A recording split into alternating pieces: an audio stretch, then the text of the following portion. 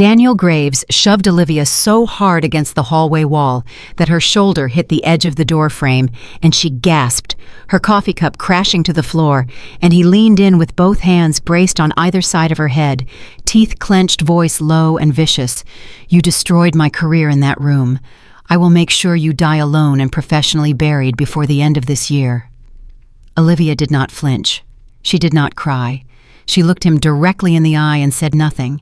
And I, standing 15 feet away, frozen, watching the woman I had spent 7 years loving, but never fighting for, finally understood exactly what kind of coward my silence had made me. If you are watching this right now, please subscribe to our channel and follow this story all the way to the end, and drop a comment telling me what city you are watching from. I want to see how far this story has traveled. I need to tell you something I have never told anyone. Not my mother, not my coworkers, not the guys I played basketball with on Saturday mornings. Not a single person in my life knew what I'm about to tell you right now. For 7 years, I was in love with my best friend, and for 7 years, I did absolutely nothing about it. My name is Ethan Parker. I am 34 years old. I work as a project manager for a mid-sized construction company in Chicago. I drive a used truck that needs a new transmission. I live in a 2-bedroom apartment on the north side of the city where the radiator makes a sound like an old man coughing every winter. I send a portion of every paycheck to my mother, who has been managing a chronic kidney condition since my father passed away 6 years ago. I am not the kind of man who shows up in movies. I am not the kind of man women write poems about. I am just Ethan. But Olivia Carter was always the kind of woman that stopped a room, not because she was trying to. That was the thing about Olivia. She was never performing. She never needed to. She walked into a space and something shifted the way the air in a room changes right before a storm. Not dramatic, not loud, just suddenly present in a way that made everything before her arrival feel like a rehearsal. I met Olivia when we were 27 years old, thrown together as neighbors in the same apartment building on a rainy September afternoon. She was carrying 2 boxes and a lamp that was clearly too tall for the elevator. I was carrying a pizza. I offered to help. She told me she did not need help. Then the lamp fell. I caught it. She laughed. I offered the pizza. She accepted. That was it. That was the whole beginning. 7 years later, she was still the first person I called when anything happened, good or bad. And I was still the man she came to when the world stopped making sense. Olivia was 32. She was a marketing director at a major firm downtown. She was brilliant in a way that was almost unfair. She could walk into a boardroom full of men who had been in the business for 30 years, and within 20 minutes, they were all nodding and writing down everything she said. She had the kind of mind that connected things other people missed. She saw patterns. She saw angles. She saw possibility where other people only saw problems. But here is what people who admired Olivia from a distance did not understand. She was also the woman who kept a handwritten list of things that worried her inside the drawer of her nightstand. She was the woman who talked to her dead grandmother's photograph when she was overwhelmed. She was the woman who cried at commercials about dogs and then immediately pretended she had allergies. She was the woman who could command a conference room and then call me at 11 o'clock at night because she could not sleep and just needed to hear a familiar voice. I knew all of that because I paid attention. I paid attention to everything. And somehow in paying attention to every version of Olivia Carter, I had fallen completely and dangerously in love with her. The dangerous part was not the feeling itself. The dangerous part was how long I had been carrying it alone. The dangerous part was that she did not know. The even more dangerous part was that I had started to believe she would never need to. I had convinced myself carefully and over many years that what we had was enough. That friendship was enough. That being the person she called was enough.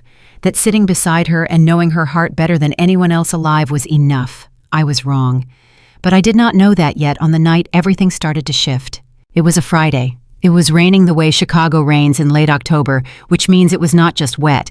It was cold and personal, like the weather had decided to make things difficult specifically for you. I was at home in my apartment, sitting on the couch in sweatpants eating leftover pasta and watching a documentary about the construction of the Hoover Dam, which I will admit is exactly as exciting as it sounds when you are alone on a Friday night. My phone buzzed. Olivia. I smiled before I even read the message. Can I come over? Bad night. Bring nothing. I'll explain when I get there. I texted back immediately. Doors unlocked. 12 minutes later, she was standing in my apartment, and I could tell from the moment she walked through the door that this was not a regular bad night. This was the kind of bad night that had layers. She dropped her handbag onto the chair like it had personally offended her. She kicked off her heels without bothering to move them. She walked directly to my kitchen, opened the cabinet where I kept the mugs, and started making coffee without asking. Which was a thing she had done so many times, it was no longer remarkable. I turned the documentary off. "How bad?" I asked. "On a scale of 1 to 10, she said from the kitchen. "I would say a 12, but that's being generous." "The date."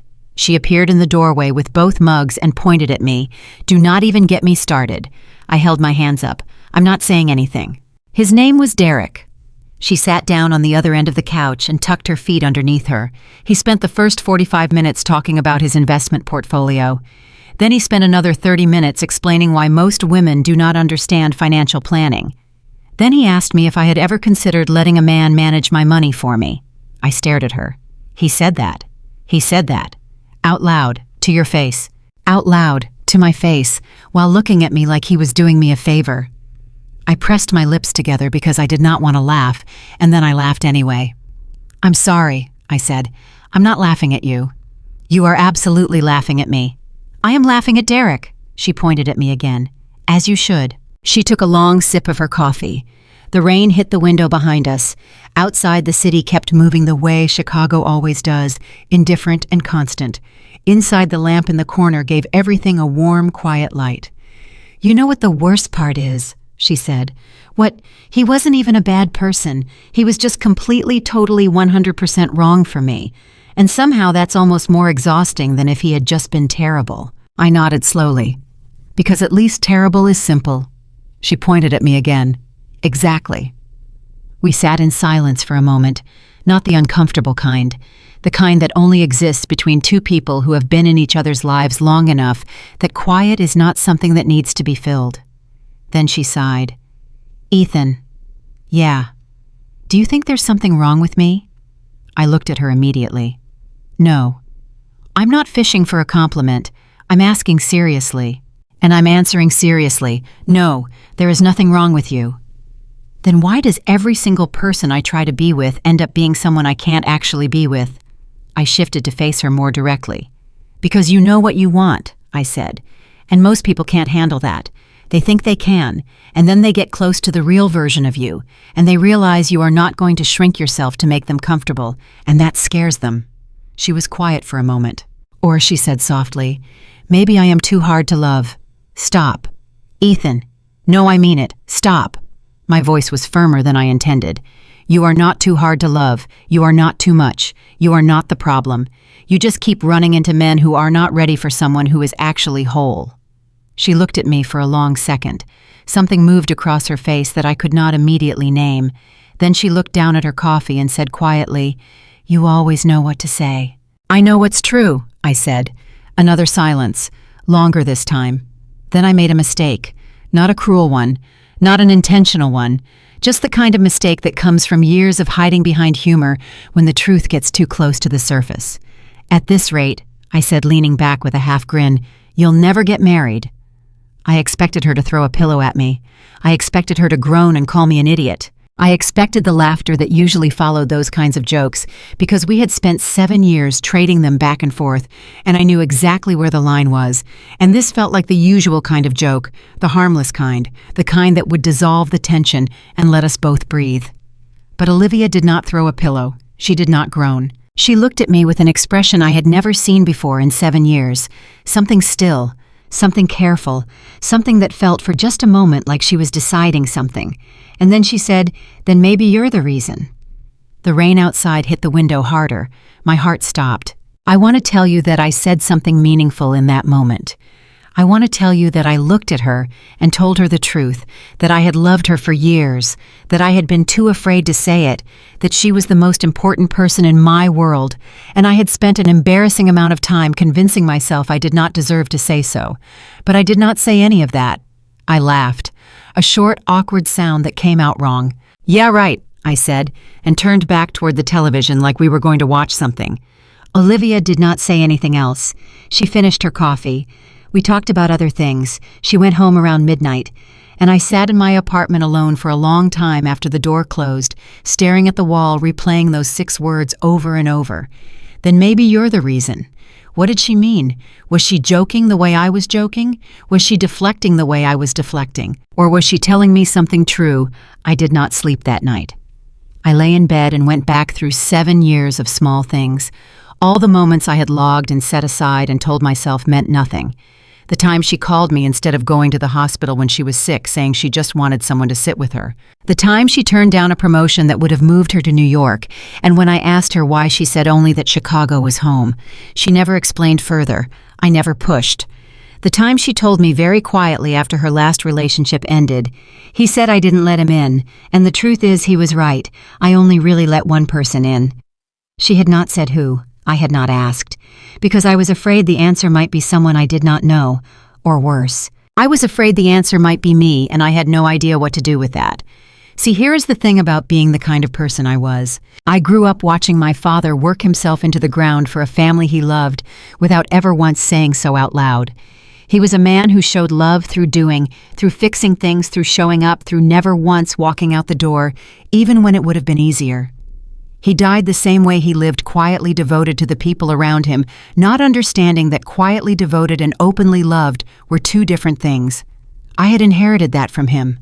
The showing up, the staying, the devotion that lived in action rather than words, but also the silence, the terrible, costly silence, the belief that love was better demonstrated than declared, the belief that if someone really knew you, you would not need to say it.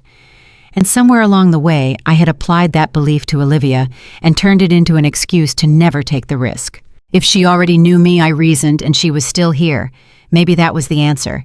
Maybe the fact that she kept coming back meant something. Maybe the fact that I kept opening the door meant something. Maybe the whole thing was understood between us in the way that certain things between 2 people who have known each other long enough do not need to be said. I was wrong about that too.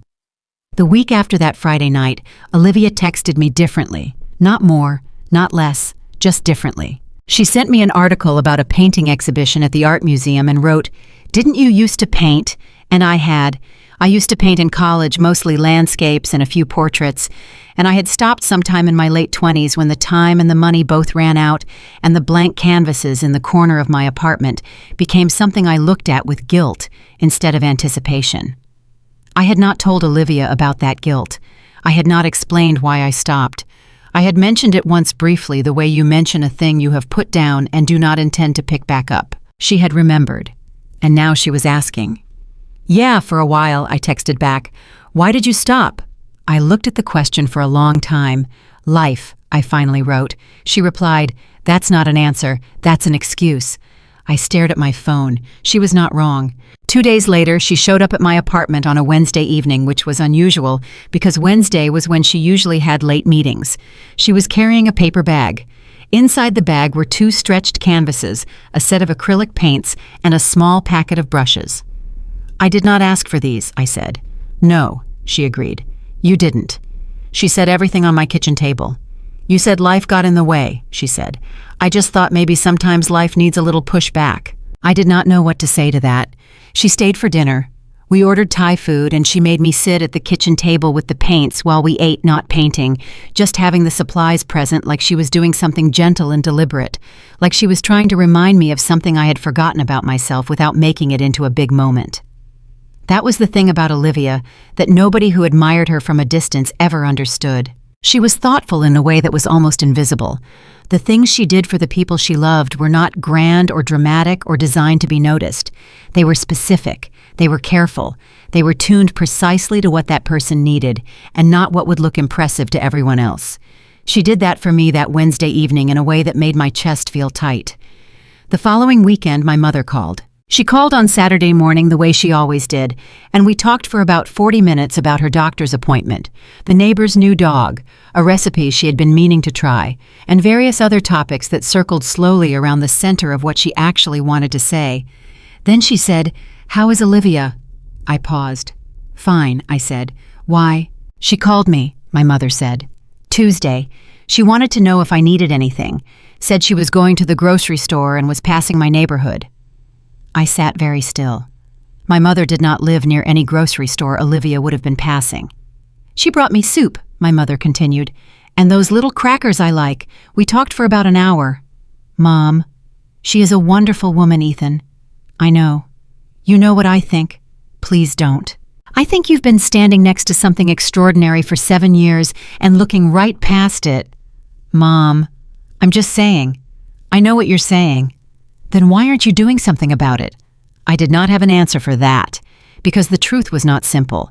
The truth was not just fear, though fear was certainly part of it. The truth was something more layered. The truth was that I had spent so long as Olivia's safe place that I did not know who I was if I stepped out of that role. If I said the thing I felt and it changed everything, then the version of our friendship that had sustained me for 7 years would be gone. I would never get it back. Not fully. Not in the same form. And even if she felt the same way, even if she said yes, even if everything went perfectly, there would still be that loss. The loss of the thing we were before. The comfortable, uncomplicated thing where I could call her my best friend and mean it and not have it carry the weight of everything unsaid. I was not just afraid of rejection. I was afraid of change. I was afraid of losing the only version of closeness I had allowed myself to have. And then one afternoon at work, I found out what real loss looked like. I was in the middle of a meeting when my colleague Marcus leaned over and pulled up something on his phone. It was an email thread he had been copied on by accident, an internal thread from Olivia's company. My stomach dropped when I read it. A senior manager named Daniel Graves had sent a message to the HR department and copied half the marketing floor by mistake, apparently in a blind fury. The message was about Olivia, about a presentation she had given, about the fact that she had pushed back on a strategy he had championed for months and proven in front of executives that his numbers were wrong. The email called her aggressive. It called her difficult. It said she was the kind of employee who prioritized being right over being a team player. It used language that was calm on the surface and vicious underneath. The kind of language that men who feel threatened by women's competence have been perfecting for a long time. And at the bottom, almost as an afterthought, almost like he had forgotten to consider whether it was the kind of thing a person should put in writing. He had written, "A woman like that will die alone, and she has no one to blame but herself." I put down the phone. Marcus was watching me. "You know her," he said quietly. "Right, you're friends with Olivia Carter." "Yes," I said. "You okay?" I was not okay. I was not even close to okay. Because that sentence, that terrible, small, cruel sentence, had landed somewhere deep inside me and was burning.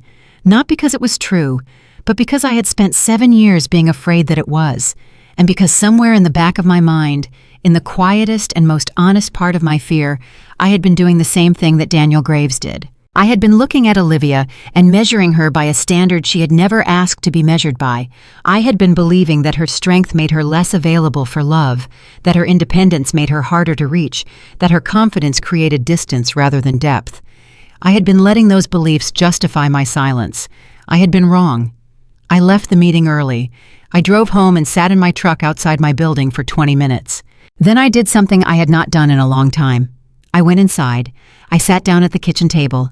I opened the box of paints Olivia had brought me, and I started painting.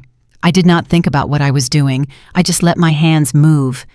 An hour later, I looked at what I had made. It was not technical. It was not finished.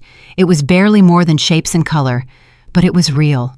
And for the first time in a very long time, that felt like enough. I picked up my phone. I called Olivia. She answered on the second ring. "Hey," she said. She sounded tired in a way that meant she already knew about the email. "I guess you saw." "I did. Please don't tell me he didn't mean it." "I wasn't going to." A pause. "Please don't tell me it doesn't matter." I wasn't going to say that either. Her voice was quiet and steady, but I knew her well enough to hear what was underneath it. The particular kind of steadiness that costs something. The kind that means a person is holding something heavy and has decided not to show it. "Are you home?" I asked. "Yeah. Stay there." I stopped at the Thai place near her building. I picked up the same order we always got, the one she had memorized along with mine, because we had ordered it enough times that it was simply the thing we ordered. I drove to her building. I took the elevator to the 7th floor. I knocked on her door. She opened it. She was still in her work clothes. Her hair was loose. She looked at the food in my hands and something in her face shifted, not dramatically, not with tears, but with the particular softness of a person who has been braced against the world all day and has just been given permission to stop. "You didn't have to do this," she said. "I know," I said. She stepped back and let me in. We sat on her couch and ate, and I let her talk. She talked about the meeting, about the presentation, about the moment she had seen his numbers and known they were wrong and chosen anyway to say so, knowing exactly what it would cost her socially with someone like Daniel Graves choosing to say it anyway, because the data was the data and the truth was the truth. "And would you do it again?" I asked. She looked at me like it was an odd question. "Of course," she said, "even knowing what happened after. Ethan, if I stop telling the truth because someone is going to punish me for it, then I've already lost before I start." I looked at her. "What?" she said. "Nothing," I said. But it was not nothing. Because in that sentence, sitting there in her apartment with takeout containers between us and the city, moving quietly outside her window, I heard something I had not been able to hear before. Olivia Carter was not afraid of loss.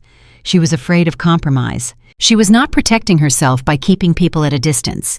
She was protecting something she valued more than the comfort of being liked. And somewhere in the middle of that understanding, I realized that I had spent 7 years believing I was protecting our friendship by staying silent. But what I had actually been doing was the same thing Daniel Graves was doing, just in the opposite direction.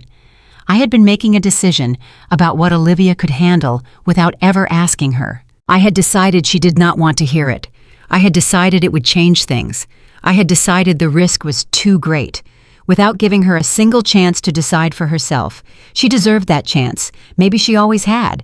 And maybe the person who had been standing in the way of it all along without meaning to, without realizing it, was not a series of wrong men with wrong intentions. Maybe it had been me. Maybe I was the reason. The next morning, Ethan woke up with paint still under his fingernails and a decision sitting quietly in his chest that had not been there the night before. It was not a dramatic decision. It was not the kind of thing that announces itself with trumpets or certainty.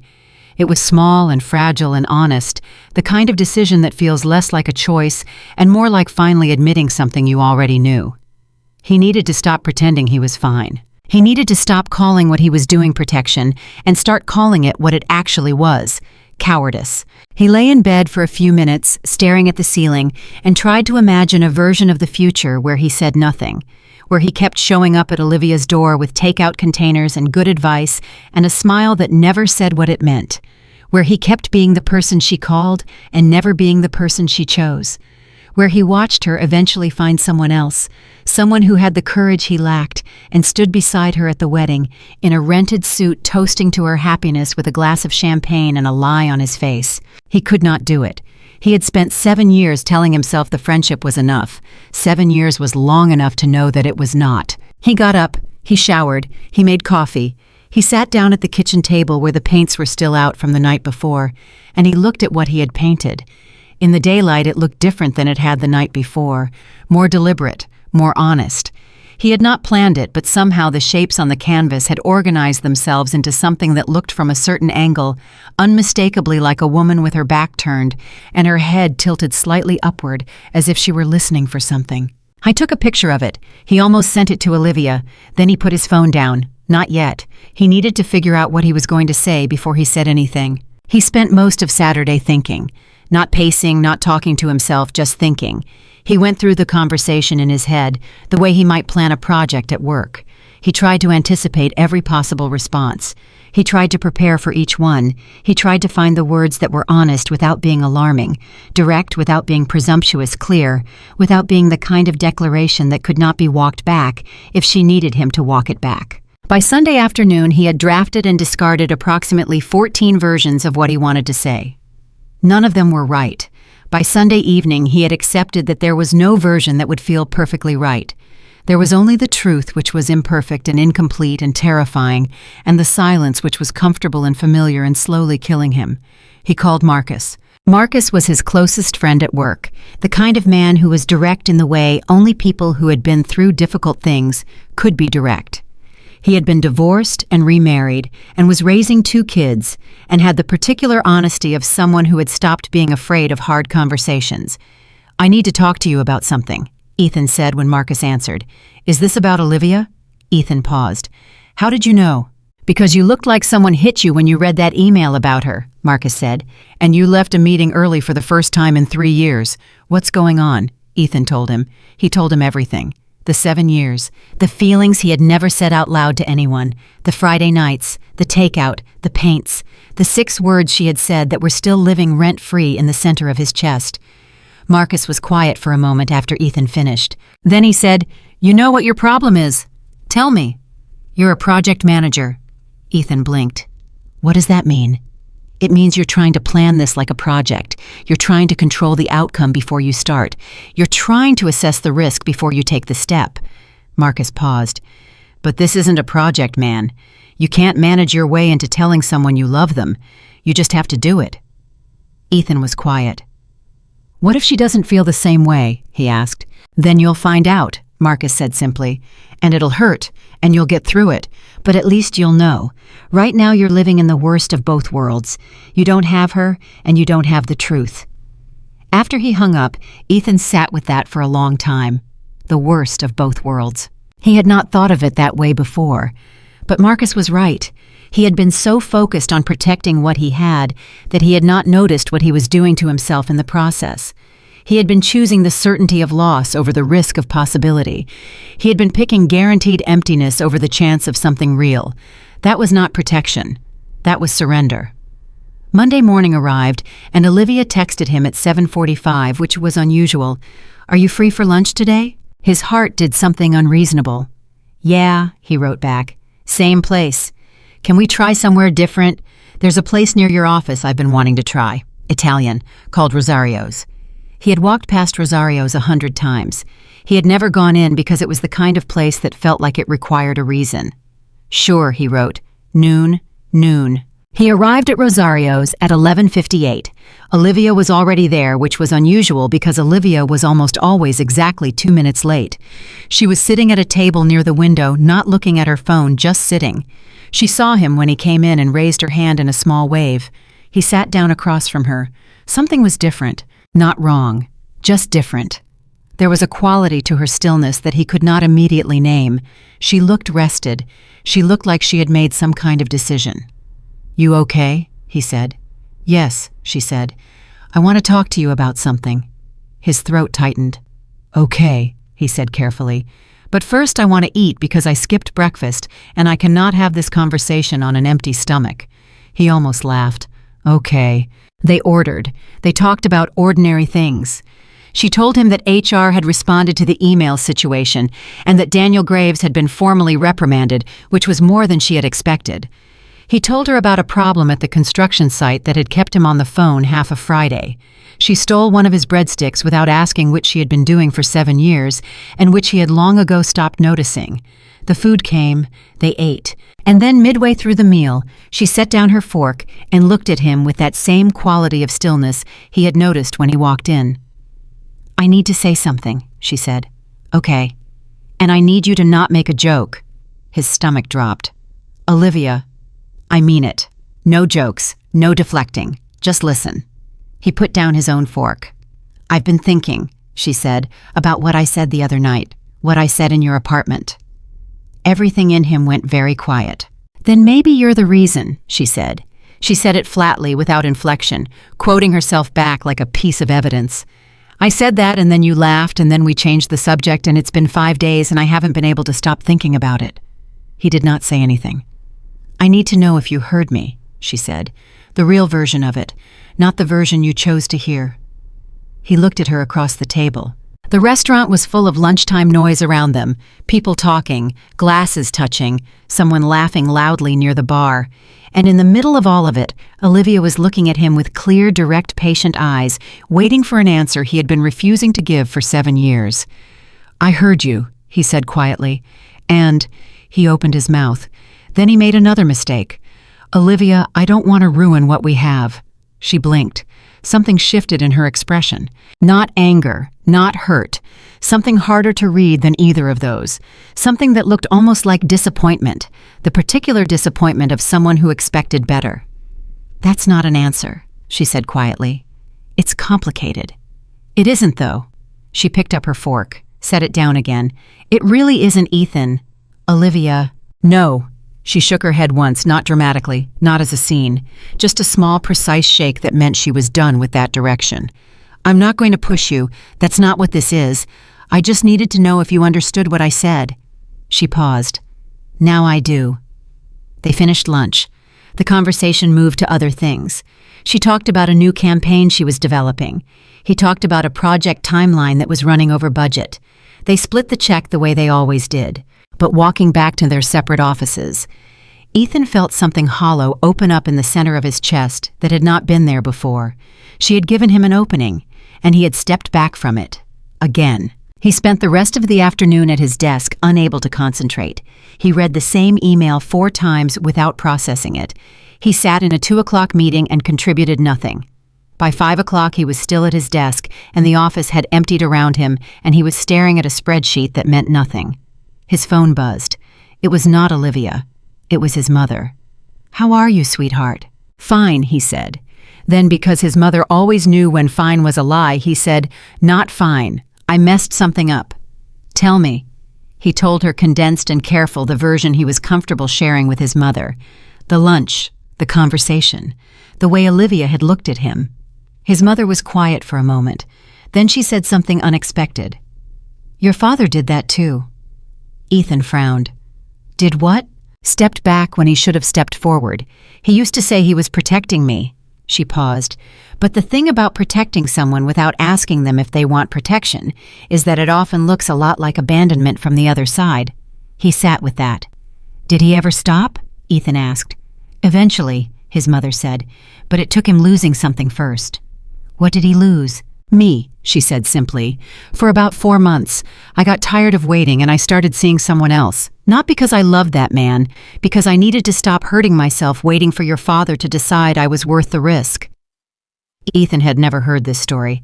"I didn't know that," he said. "You weren't born yet," she said, "but I'm telling you now because I think you need to hear it. Your father spent 4 months watching me love someone else before he understood what he was doing to himself. Don't let it take you that long. You're smarter than he was." She said it with enough warmth that it didn't land like an insult. He thanked her. He hung up. He sat in the empty office until the cleaning crew came in and looked at him like he was lost, which he supposed he was. The following week passed strangely. Olivia was not cold to him. She was not distant. She was still herself, still texting him, still asking about his mother, still sending him articles and bad puns and updates about the campaign she was running. But there was a slight shift in the texture of their communication, a half-degree change in angle that he could only detect because he knew her so well. Her messages were a fraction shorter, her responses were a fraction slower, not enough that anyone else would have noticed, enough that Ethan noticed it the way a carpenter notices when a floor is not quite level. She was giving him space, and the space felt terrible. On Thursday of that week, Marcus stopped by his office doorway. "You look like you slept in your car." "I've been better." "Did you talk to her?" "She talked to me." Marcus raised his eyebrows. And Ethan told him about the lunch, about what Olivia had said, about what he had said back. Marcus stared at him for a long beat. "Ethan, I know." "No, man, I don't think you do." He stepped into the office and lowered his voice. "She told you. She basically told you, and you said you didn't want to ruin what you have. I panicked. You have to fix this. I know. Today. Marcus. Today, Ethan. Don't let this sit. I know you. I know how you operate. You will spend 3 more weeks planning the perfect thing to say, and by the time you figure it out, it'll be too late." Ethan looked at him. "Too late how?" Marcus shrugged, but it was not a casual shrug. It was the shrug of someone who knows something they're not saying. "What do you know?" Ethan said. "Nothing specific," Marcus said. "But I know that a woman like Olivia Carter doesn't give the same opening twice. She told you something real. You didn't answer. She's too proud to repeat herself again. Whatever window that lunch was, it's closing." Ethan felt the hollow thing in his chest expand. "I'll figure something out," he said. Marcus looked at him steadily. "Today," he said again, and left. Ethan spent the next hour thinking. Then he texted Olivia. "Are you busy Saturday?" She replied in 4 minutes. "Depends on what you're proposing." "There's a charity gala, the Meridian Foundation. My company got 2 tickets through a client and the other person who was supposed to go canceled. I thought you might want to come with me." He had not planned to say it that way. He had planned to think about it more, to choose the setting carefully, to create the right conditions for whatever conversation they needed to have. But Marcus's word was sitting in his chest like a countdown clock, and he had sent the text before he finished thinking. She replied in 6 minutes. "That sounds nice. What time?" Saturday evening arrived, and Ethan drove to Olivia's building. He had not told her what he intended to say. He had not decided precisely how he was going to say it. He had only decided that he was going to say it, which felt like a different thing entirely, like deciding to jump before you have figured out exactly how to land. She came out of the building's front entrance, and he saw her before she saw him, which gave him approximately 4 seconds of looking at her without performing anything. She was wearing a dark blue dress, simple and clean, the kind of dress that did not ask for attention, and received it anyway. Her hair was down.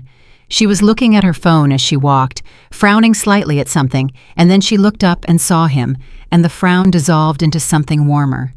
"You look nice," she said. "You look—" He stopped. "You look really good, Olivia." She tilted her head slightly. Something registered in her expression that might have been surprise. "Thank you," she said. They drove to the hotel where the gala was being held. In the car, they talked easily, the way they always talked in cars, with the particular looseness that came from not having to look directly at each other. She told him about a meeting she'd had that morning. He told her about his mother, who had asked about her specifically, and sent along a message that Ethan paraphrased with only minor editing for embarrassment. "Your mother is the sweetest woman alive," Olivia said. "She is also extremely nosy," Ethan said. Olivia laughed. "She loves you." "She loves you," he said. "I'm just the delivery mechanism." She laughed again, and the sound of it settled something in his chest and unsettled something else at the same time. The hotel was bright and full of the particular energy of charitable events where everyone is trying to be impressive and generous simultaneously. There were people in suits and dresses and name tags. There was a band playing something tasteful in the corner. There were long tables with flowers and place cards and more glassware than any room reasonably needed. Olivia moved through it comfortably, which she always did. She had the kind of presence that made unfamiliar rooms feel navigable. She greeted people she recognized from her industry with warmth but not excess. She asked questions that showed she had listened. She laughed at the right moments. Ethan stayed close. I was good at this too in his own way. Not the networking, not the industry conversation, but being beside her, being the person she turned to when someone said something strange, being the person she caught eyes with across the room when something was amusing enough to share. They had been doing that for years. In those moments, it felt like the most natural thing in the world. In those moments, it felt like something. About an hour into the evening, while Ethan was at the bar getting them both drinks, someone appeared at Olivia's side. He noticed because he always noticed, because he had spent years tuning his peripheral awareness to include her location in any room. The man was tall. He was the kind of put-together that looked effortless, which meant it had cost significant effort. He was smiling, and the smile had the quality of someone who was accustomed to smiles working. He said something to Olivia. Olivia turned to look at him, and something in her posture changed, not negatively, just with the slight realignment that happened when a conversation required more attention than the previous one. Ethan picked up both drinks. He walked back over. Olivia turned when she heard him approach. "Ethan," she said, "this is Alexander Reed. We worked together on the Whitmore account last year. Alexander, this is Ethan Parker, my—" She paused for less than half a second. "My closest friend." Alexander shook his hand with the kind of firm grip that was slightly too deliberate. "Good to meet you," he said. "Likewise," Ethan said. Alexander was charming in the way that people who are very aware of their own charm are charming. He asked Ethan good questions about his work and appeared to listen to the answers. He was attentive to Olivia in a way that was respectful and interested without being overt. He was, if Ethan was being fair and honest, someone who would read as impressive by any reasonable standard. I was also looking at Olivia with an expression that Ethan recognized because he had spent 7 years trying not to let his own face make the same one. They talked for 20 minutes. Then the band started something slower, and Alexander turned to Olivia and said with an easy smile, "Would you like to dance?" And Ethan watched Olivia look at Alexander and then look at him, and in her eyes, he saw a question that she did not ask out loud. He answered it the wrong way. "You should go," he said. He heard his own voice come out easy and pleasant and entirely dishonest. "I'm going to find the guys from the Meridian Board. I'll catch up with you." Olivia held his gaze for 1 second longer than necessary. Then she nodded, and she walked with Alexander to the dance floor. Ethan did not find the guys from the Meridian Board. He stood near the edge of the room and watched them dance. Not with jealousy exactly, though jealousy was part of it. Mostly with a feeling he could not entirely name, something like watching through a window at a life that belonged to you and that you had left unlocked. Alexander said something that made Olivia laugh. The laugh was real. He knew her real laugh. That was the real one. Something in Ethan's chest constricted. He thought about what his mother had said, about his father, about 4 months of watching from the wrong side of a decision. He thought about Marcus, about windows closing.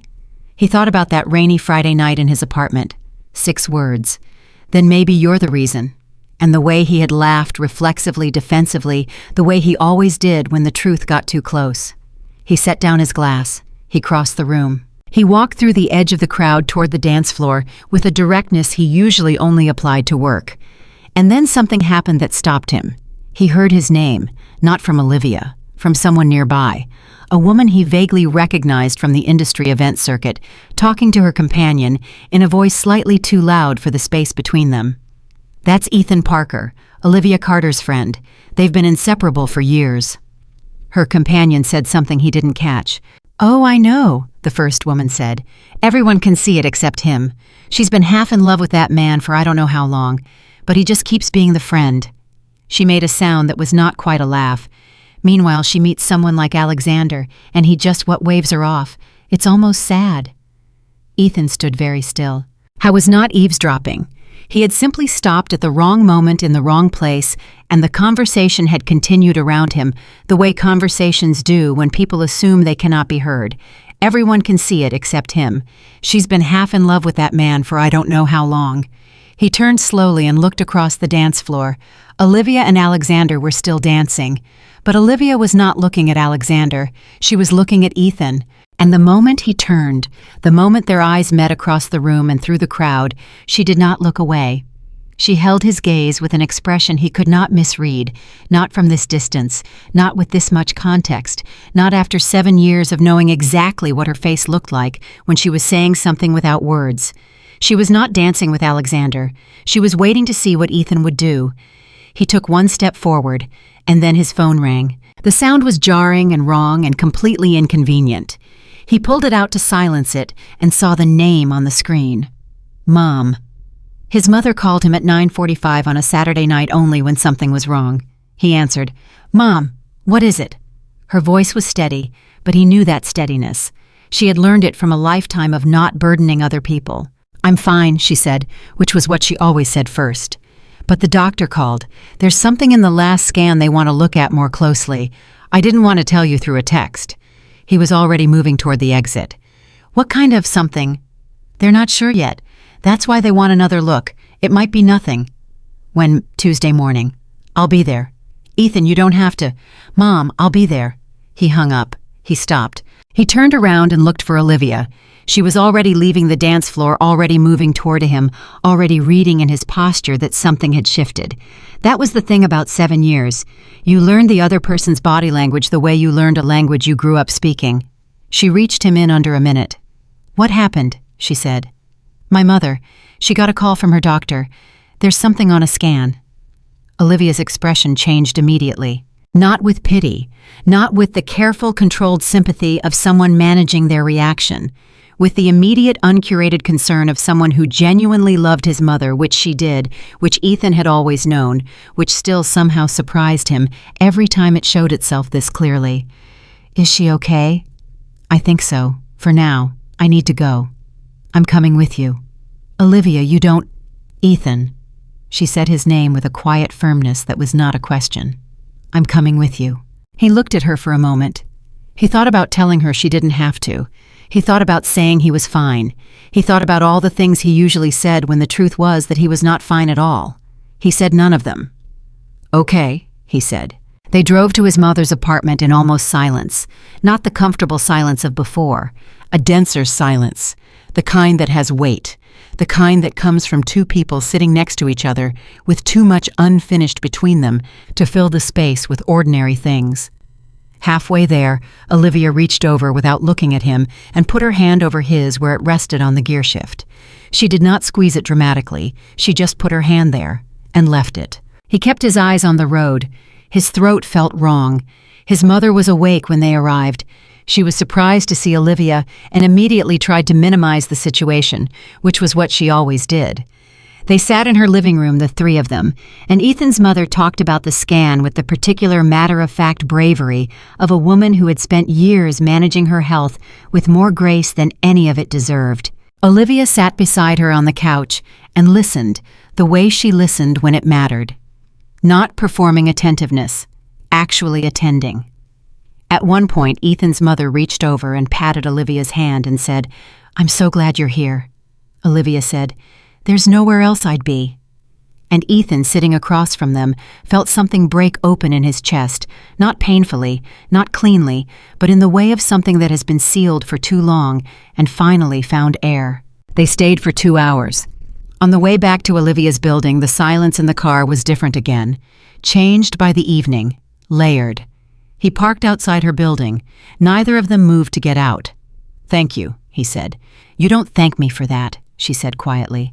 "Olivia, Ethan, you don't thank me for being there when it matters. That's not how this works." He turned to look at her. She was looking at him with that same quality of steadiness she'd had at the restaurant, like she had made a decision and was waiting for him to make his. "I need to tell you something," he said.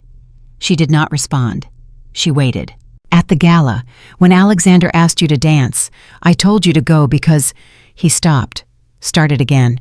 "I told you to go because that's what I do. I step back. I've been stepping back for years. I dress it up as not wanting to complicate things or not being enough or protecting what we have. But the truth is simpler than all of that." He looked at her steadily. "I'm terrified." "Of what?" she said. Her voice was very quiet. "Of this," he said. "Of exactly this. Of telling you that the reason I cannot watch you dance with someone else is not because I'm your protective friend. It's because I have been in love with you for years, and I have been so scared of losing you that I have spent 7 years making sure you never had a chance to decide whether or not you wanted to stay." Silence. The city moved outside the windows, indifferent and constant. Olivia looked at him. Her eyes were bright, but her expression was steady. "7 years," she said. "Yes. You waited 7 years to tell me this." "Yes." She exhaled slowly through her nose. "Ethan Parker," she said, and her voice was caught somewhere between exasperation and something much warmer. "Do you have any idea how long I have been waiting for you to say that—" His heart stopped. "What?" She shook her head slowly, but she was almost smiling. "You think you were the only one hiding something," she said. He stared at her. "That night in your apartment," she said, "when I said what I said, I was not joking." "I know," he said. "I was not deflecting. I know that now." "I meant it," she said. "I meant every word of it. And then you laughed and I thought—" She stopped, pressed her lips together, gathered herself. "I thought maybe I had read everything wrong. Maybe 7 years of being close to someone had made me see things that weren't there." "You didn't read it wrong," he said. "No," she said softly. "I didn't." They sat in the dark of the parked car, two people on the far side of 7 years of careful silence, and for a long moment, neither of them said anything. Then Olivia said, "What are we going to do about this?" And Ethan, for the first time in 7 years, did not step back. He said, "I think we stop running." She looked at him. The city lights came through the windows and fell across her face, and she was looking at him with an expression he had never seen before, which was remarkable after 7 years, the fact that she still had expressions he had never seen. This one looked like relief. Not the relief of something beginning, the relief of something that had been true for a long time finally being allowed to be true. She reached over. She put her hand against his face with a gentleness that was the opposite of the conversation they had just had. Not dramatic, not performative, just present. "I have been choosing you," she said quietly, "for a very long time." He covered her hand with his, and for the first time he let himself believe her. 3 days after that night in the car, Ethan sat in a hospital waiting room with a paper cup of bad coffee and his mother's hand in his, and he understood for the first time in his adult life what it meant to stop dividing his attention between the life he was living and the life he was afraid to reach for. His mother's follow-up scan was scheduled for 8 in the morning. Olivia had texted him at 7:43. "I'm thinking about you both. Tell her I said good morning." He had shown his mother the message. His mother had read it twice and then pressed her lips together in the particular way she did when she was trying not to make a thing into a bigger thing than it already was. "She is a good woman," his mother said. "I know," Ethan said. "Did you tell her that, Mom? I am just asking. We are working on it." His mother nodded slowly like she knew exactly what working on it meant and was choosing to be patient about it. She had been choosing to be patient about Ethan and Olivia for longer than Ethan suspected she would ever admit. The doctor came out at 9:15. The scan results showed what they had feared, but not the worst version of what they had feared. There was a small mass near the left kidney that needed to be monitored. It was not urgent. It was not immediately dangerous. But it was real, and it required attention, and it meant that the thing Ethan had been managing at a distance for years, his mother's health, his mother's solitude in her apartment across town, the careful balance of sending money and calling regularly and visiting on weekends without letting himself feel the full weight of how fragile it all was, all of that came into sharp and immediate focus. He drove his mother home and made her lunch and sat with her until the early afternoon. She told him about a neighbor who had brought her flowers the week before. She told him about a television series she had started watching. She told him very casually, as if it were not the most pointed thing she could possibly say, that the apartment felt quiet sometimes. He heard what she was not saying. On the drive back to his own apartment, he called Olivia. She answered on the first ring. "How is she?" he told her. The mass, the monitoring plan, the doctor's measured optimism, the way his mother had thanked the doctor with such careful dignity that Ethan had to look at the ceiling for a moment to get himself together. Olivia listened without interrupting, which was one of the things about her that most people never got to see because most people never gave her the chance. She was a remarkable listener when she trusted the person she was listening to. "She's alone over there," Ethan said. "I know. I've been telling myself for years that calling and sending money was enough." "You've been doing the best you could with what you had," Olivia said. "That's a generous way to put it." "It's the accurate way to put it." A pause. "What do you want to do?" "I don't know yet," he said honestly, "but something has to change." "Okay," she said. Just that. Okay. Like whatever he decided, it was already accounted for, like she had already made room for it. That evening, for the first time, they did not meet in person. They talked on the phone for 2 hours instead, which was something they had not done since the early years of their friendship, before they lived close enough for one of them to simply appear at the other's door. It felt different than those early calls, more honest, less performed, like they were both talking from a place they had not accessed, before a place that was accessible now only because the week before, sitting in a parked car with city lights coming through the windows, they had both finally said the thing they had been not saying for years. There was no formal declaration of what they were now, no conversation about labels or timelines or what the next step looked like. Just two people who had been dancing around a truth for 7 years and had finally stopped dancing, finding their way into the unfamiliar and terrifying and quietly exhilarating territory of being honest with each other. The following Wednesday, 11 days after the gala, Alexander Reed called Olivia. Ethan did not know about this call until later, much later. He found out only because Olivia told him, which she did that same evening without hesitation, which told him something important about where things stood. "Alexander called today," she said. They were sitting in his apartment eating pizza, which was gloriously ordinary and felt like a gift.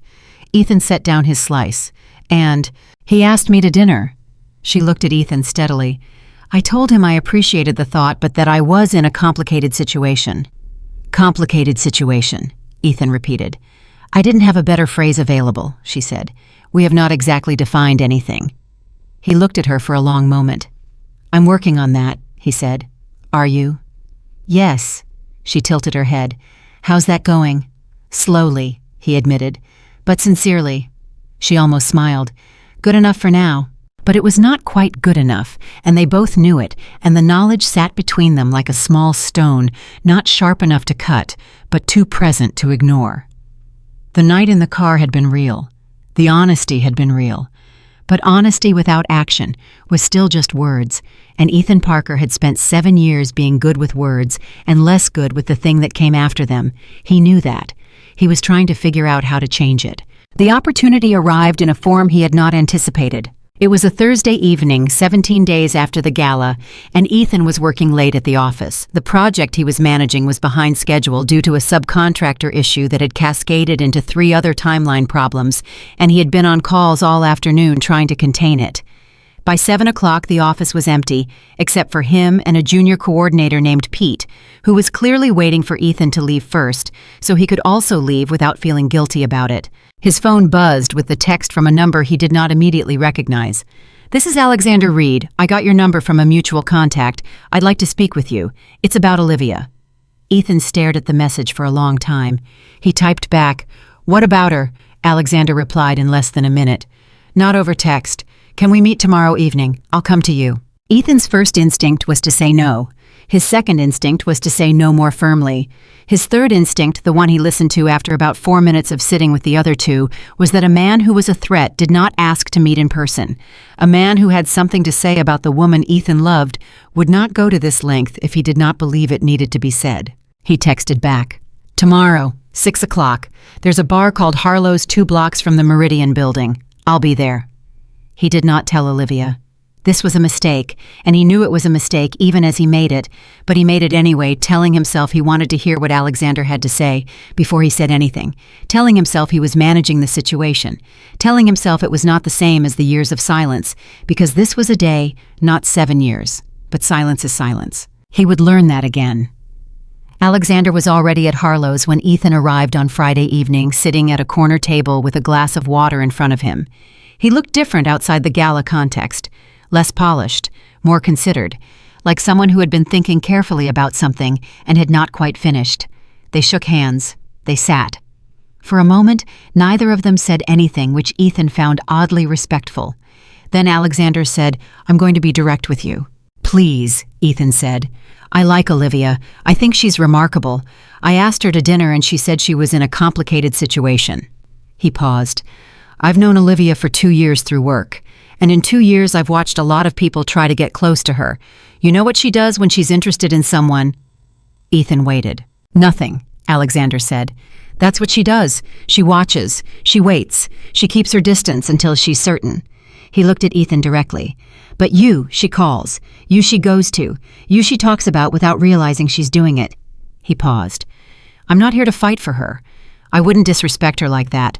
I'm here because I think you don't fully understand what you have, and I think you need someone to tell you that from the outside." Ethan looked at him. "Why?" he said. "Why would you do that?" Alexander picked up his glass of water, set it down. "Because I've been the Alexander in someone else's story before," he said, "and I wish someone had been honest with me then. Would have saved everyone a lot of time." There was something disarming about his directness, something that made Ethan feel unexpectedly that he was talking to someone who understood the shape of the situation more clearly than he wanted to admit. "What do you want from this conversation?" Ethan asked. "Nothing," Alexander said. "I want you to stop being afraid of something that's already yours. That's all." They talked for 40 minutes. It was one of the strangest conversations Ethan had ever had, sitting across from a man who had danced with Olivia, while Ethan watched from the edge of the room and listening to that man tell him with zero hostility and considerable clarity that the reason Olivia had looked at Ethan across the dance floor was the same reason she had always looked at Ethan across every room. Ethan drove home.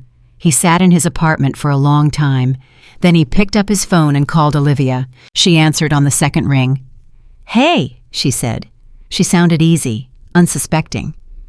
"I need to tell you something," he said, "and I need to tell you before I convince myself not to." A brief pause.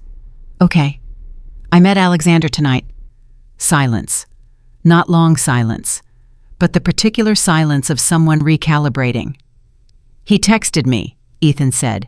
"He asked to meet. I went. And you didn't tell me." "I didn't tell you." Another beat. "Why?" "Because I wanted to hear what he had to say first." He paused. "That was wrong. I should have told you." "Yes," she said quietly and clearly. "You should have." "I know." "What did he say?" Ethan told her. Not everything, but the essential of it. That Alexander had come not as a rival, but as someone who had been watching from the outside and wanted to say a thing he thought needed to be said. That he had no intention of pursuing Olivia further. That the conversation had lasted 40 minutes and ended with a handshake. Olivia was quiet for a moment after he finished. "How do you feel?" she asked. It was such a specific question. Not what did you think, or was it weird, or what does this mean? How do you feel? Like I've been standing outside my own life, he said, looking through the window, and everyone else can see what's inside except me. I know that feeling, she said. Olivia, Ethan, can I say something? Yes. I am not going to wait forever. She said it not as a threat, not with an edge, but with the particular honesty that existed between them now that they had cracked the seal on all the years of not saying. I'm not saying that to pressure you. I'm saying it because I think you need to hear the real version. I meant what I said in the car. I have been choosing you for a long time. But I am also 32 years old, and I have spent enough of my life waiting for things to be ready before I let myself have them. A pause. I'm tired of waiting for ready. Ready isn't real. You either choose something or you don't. He sat with that. I choose you, he said, a long beat. I know you mean that, she said. I need to see it. They hung up. He did not sleep well. The next morning was the Saturday, and Ethan woke at 6 with the specific clarity that comes after a night of insufficient sleep and significant honesty. His apartment was quiet. The paints were still on the kitchen table. He had been back to them several times in the past weeks, not regularly, but enough the way you return to something that costs you something, because the cost is worth it. He sat down. He painted for 3 hours. At 9:30, he texted Olivia, "Come over. I want to show you something." She arrived at 10:15. He let her in without saying anything and led her to the kitchen table and showed her what he had been working on. She stood in front of it for a long moment. It was not technically perfect. The proportions in one corner were slightly off, and he had overworked an area near the center that he could see clearly now in the morning light. But it was honest. It was the most honest thing he had made in years. It was her. Not a portrait, not literal, but unmistakably her. The shape of her attention, the quality of her stillness, the particular angle at which she listened when something mattered to her. All of it caught him perfectly and exactly right in color and form on a stretched canvas he had bought at a drugstore because the art supply store had not been open yet. "Ethan," she said. Her voice was different. "I've been making excuses," he said. "For years. I called them reasons. I told myself I was protecting you, protecting us, protecting the friendship." He paused. "But what I was actually doing was protecting myself from having to be brave enough to want something real." She turned to look at him. "I don't want to protect myself from wanting something real anymore," he said. "I want the real thing, with you, whatever that means and however long it takes to figure out."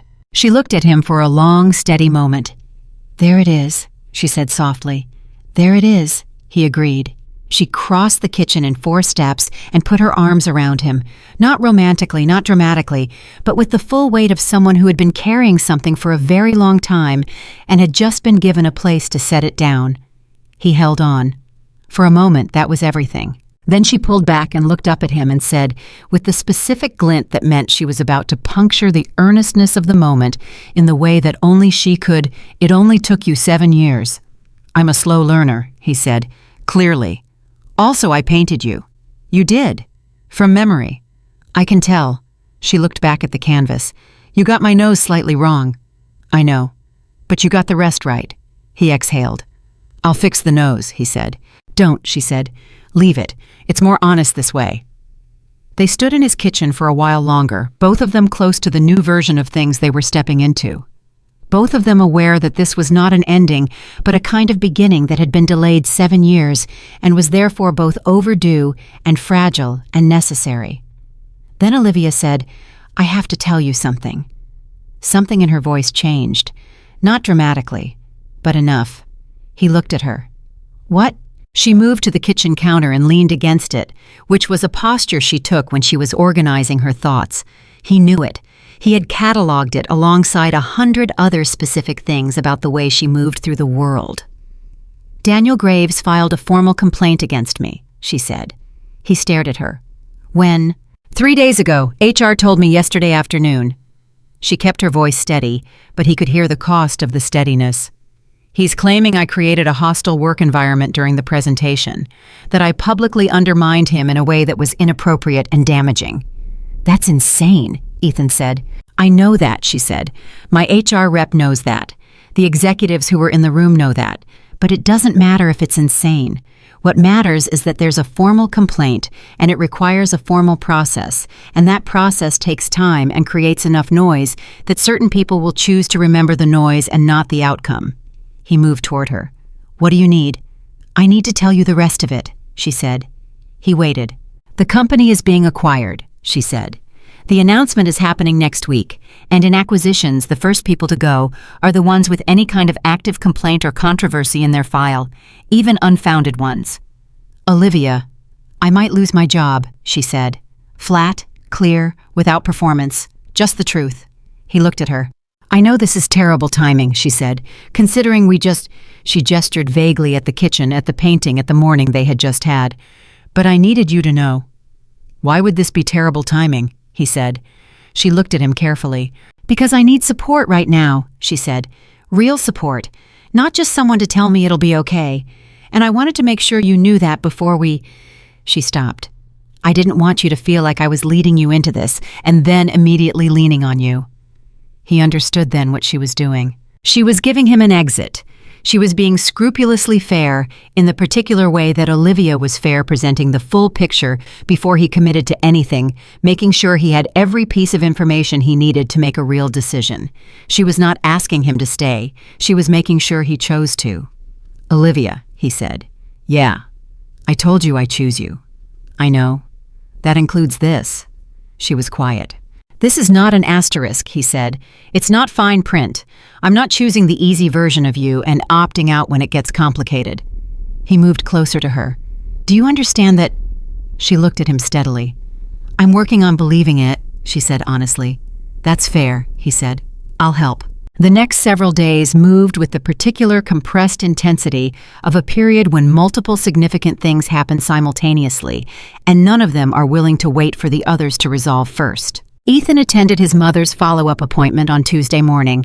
The doctor confirmed the monitoring plan and adjusted her medication. His mother handled the appointment with the same careful dignity she brought to everything, and in the car afterward she said unprompted, Olivia should come for dinner sometime. I want to cook for her. Mom, I am not making it weird. I just want to cook for her. Everything you say is slightly weird. It is a mother's right. He almost laughed. At the office, Ethan spent the week distracted in a way that Pete noticed and Marcus understood immediately. The Olivia situation, Marcus asked on Wednesday. Multiple situations, Ethan said.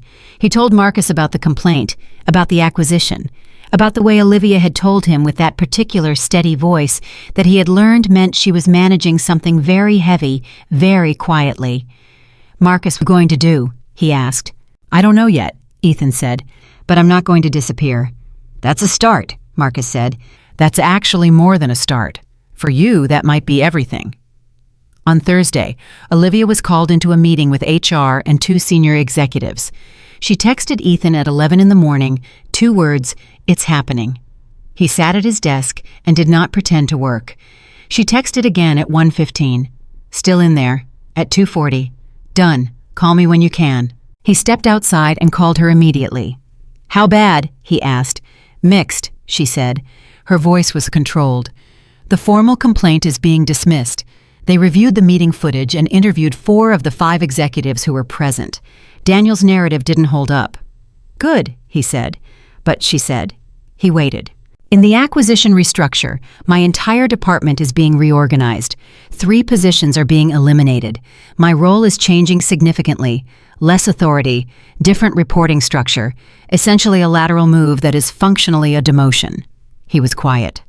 They are framing it as a restructure and not a response to the complaint, she said, but we all know what it is. Olivia. I know, she said. I know. What do you want to do? She was quiet for a beat. I don't know yet, she said, but I think I might want to leave. He heard what that cost her. 7 years of building something at that company. a reputation she had constructed from nothing, a title she had earned in rooms full of people who started with more advantages than she had.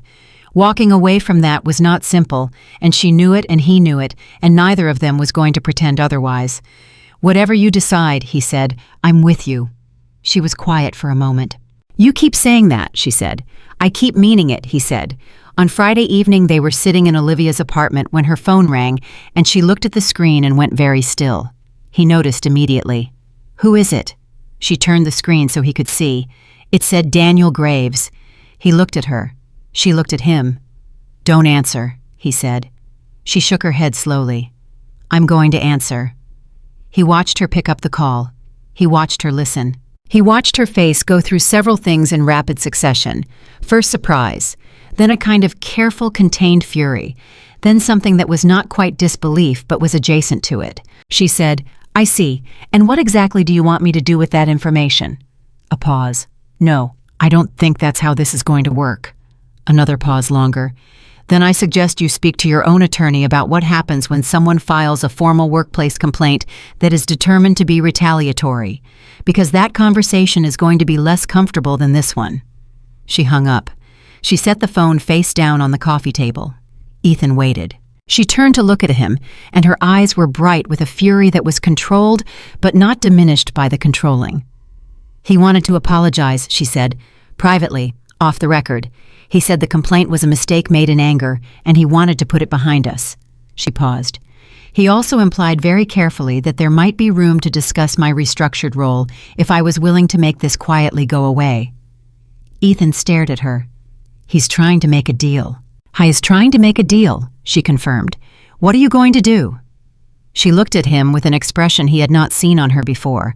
Not anger, not hurt, something harder and cleaner than both. The expression of a person who has reached the point of absolute clarity. "I'm going to document every word of that phone call from memory, date, sign it and send a copy to my personal attorney and my personal email tonight." She stood up from the couch. "And then I'm going to decide what to do next from a position of having protected myself rather than a position of being afraid." He looked at her. "Okay," he said. "What do you need right now?" "Paper," she said, "and someone to sit here while I write it down." He got up and found a notepad in her kitchen drawer. He brought it to her. She sat back down and started writing quickly and precisely from memory every word of the conversation she had just had. He sat beside her and said nothing, not because he had nothing to say, because what she needed in that moment was not words from him. She needed him to be there present and quiet and solid the way he had always been there, the way he had always been solid. Except that this time the sitting beside her was different. This time it was not just friendship. This time it was chosen clearly and explicitly by both of them. She wrote for 20 minutes. When she finished, she signed and dated the bottom of the page and photographed it and sent it to her email. Then she sat back and let out a long breath. "Done," she said. "Done," he confirmed. She looked at him. Something shifted in her expression. The controlled fury settled into something quieter and more tired. "I don't know if I want to fight this," she said. "I don't know if fighting it is worth what it will cost me." "That's a decision you don't have to make tonight," he said. "I know." She leaned her head back against the couch. She stopped. "I am tired, Ethan. I am so tired of being in rooms where I have to be twice as good to be considered half as credible." He heard the real weight of that sentence, not just this situation, 7 years of situations, a career built in the face of exactly the kind of opposition that Daniel Graves represented. "I know," he said quietly. "Do you—" He thought about that honestly. "Not the way you know it," he said, "but I see it. I've seen it for 7 years. I know what it costs you, and I think you are the most resilient person I have ever watched do something." She was quiet. Then she said very softly, "I'm not always resilient." "I know," he said. "You're allowed not to be." She turned her head to look at him. "Not in front of most people," she said. "I'm not most people," he said. She held his gaze. "No," she said softly, "you're not." They sat together in her apartment as the evening moved toward night, not fixing anything, not resolving anything, just present with all of it together, which was its own kind of answer to the question they had been circling for years. Outside the city made its constant noise. Inside it was quiet in a way that had changed character from all the previous quiet they had shared. This quiet was not the comfortable quiet of friendship. It was not the careful quiet of two people pretending not to feel what they felt. It was the quiet of two people who had finally stopped pretending. And in that quiet, somewhere between the documented phone call and the coffee going cold on the table and the painting still drying back in Ethan's apartment with its slightly wrong nose, something became clear to both of them without being said.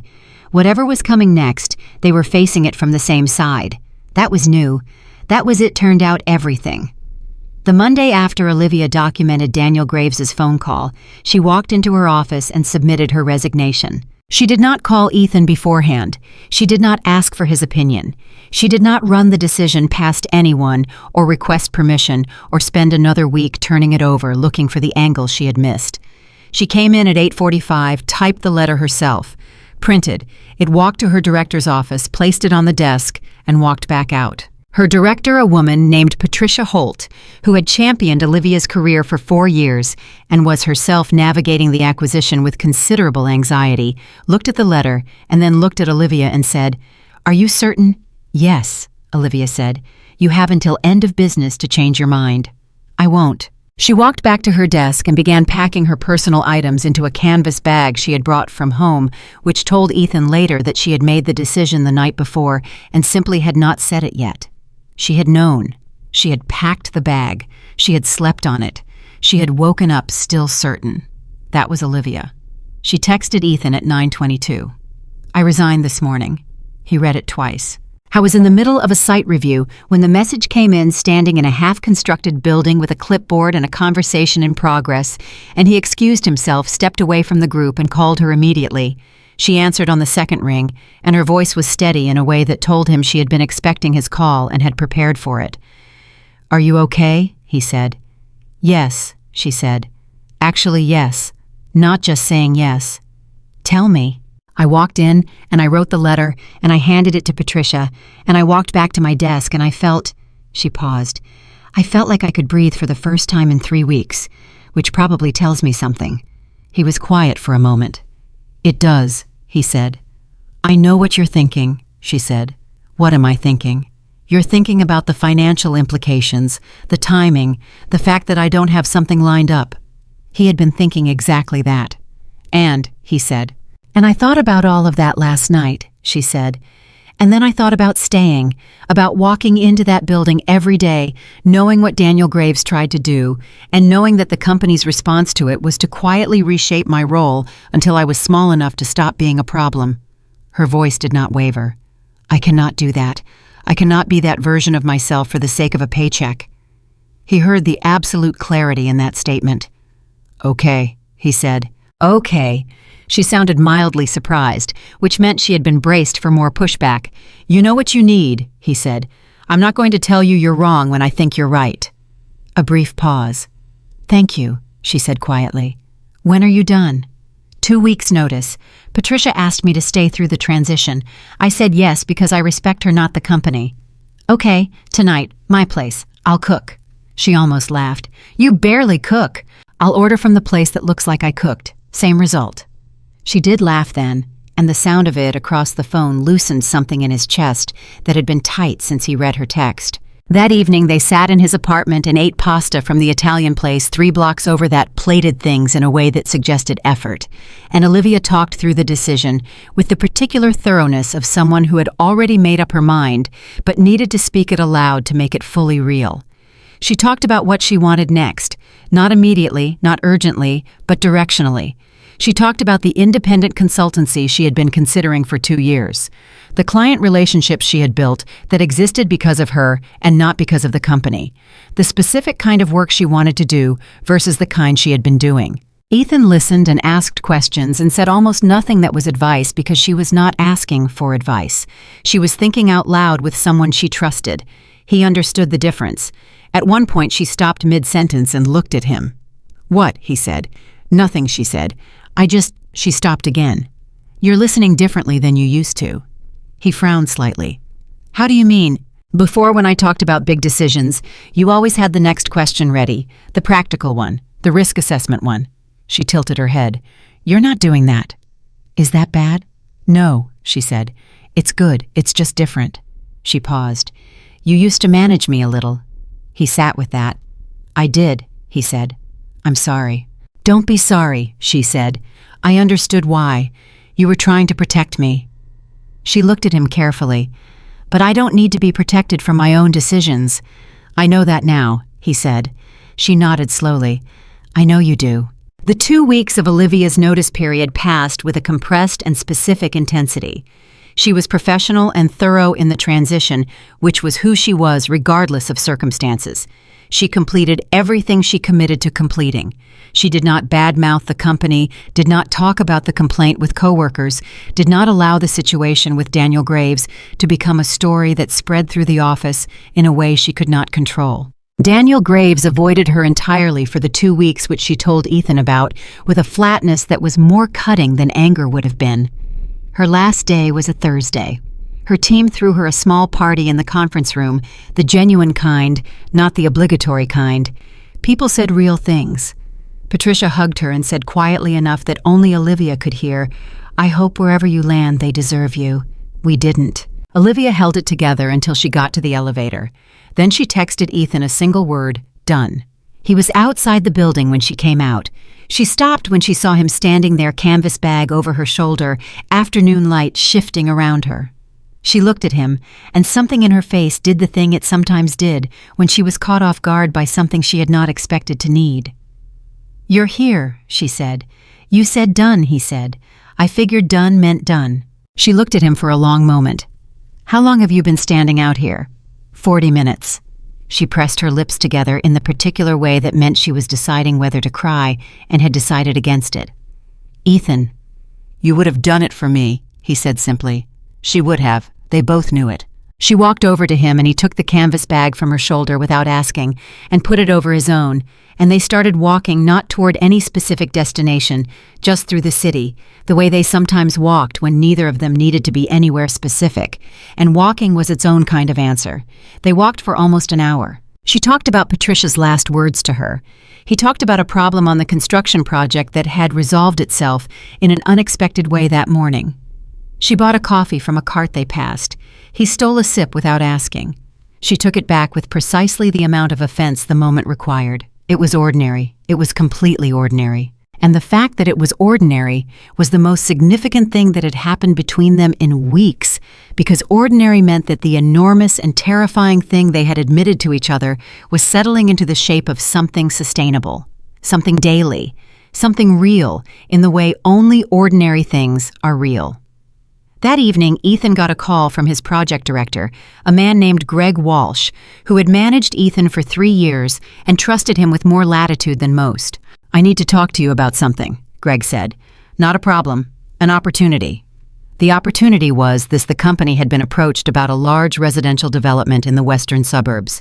Not a standard project, something significantly larger than anything Ethan had managed before. The project would require a dedicated senior manager, someone who could run it independently with minimal oversight. Greg wanted to know if Ethan was interested. It would mean a significant salary increase, Greg said, and a title change, but it would also mean considerably more hours at least in the first 6 months, and potentially some on-site time that keeps you away from the office. Ethan asked 2 questions, the timeline and the team structure. Greg answered both. After he hung up, Ethan sat for a long time. 6 months ago, he would have said yes by the end of the conversation. The money alone would have made it straightforward. The title would have made it even clearer. He was a man who had spent his career measuring himself against the practical requirements of his life, his mother's medical bills, his apartment, the cost of staying responsible, and a promotion of this size spoke directly to all of those measurements. But 6 months ago, he was also a man who had not said out loud the thing that was most true about his life. Things were different now. He called Olivia. "I need to think through something," he said. She listened to the whole thing without interrupting. Then she said, "What is the thing you're not saying?" He almost smiled. "The hours." "The hours," she repeated.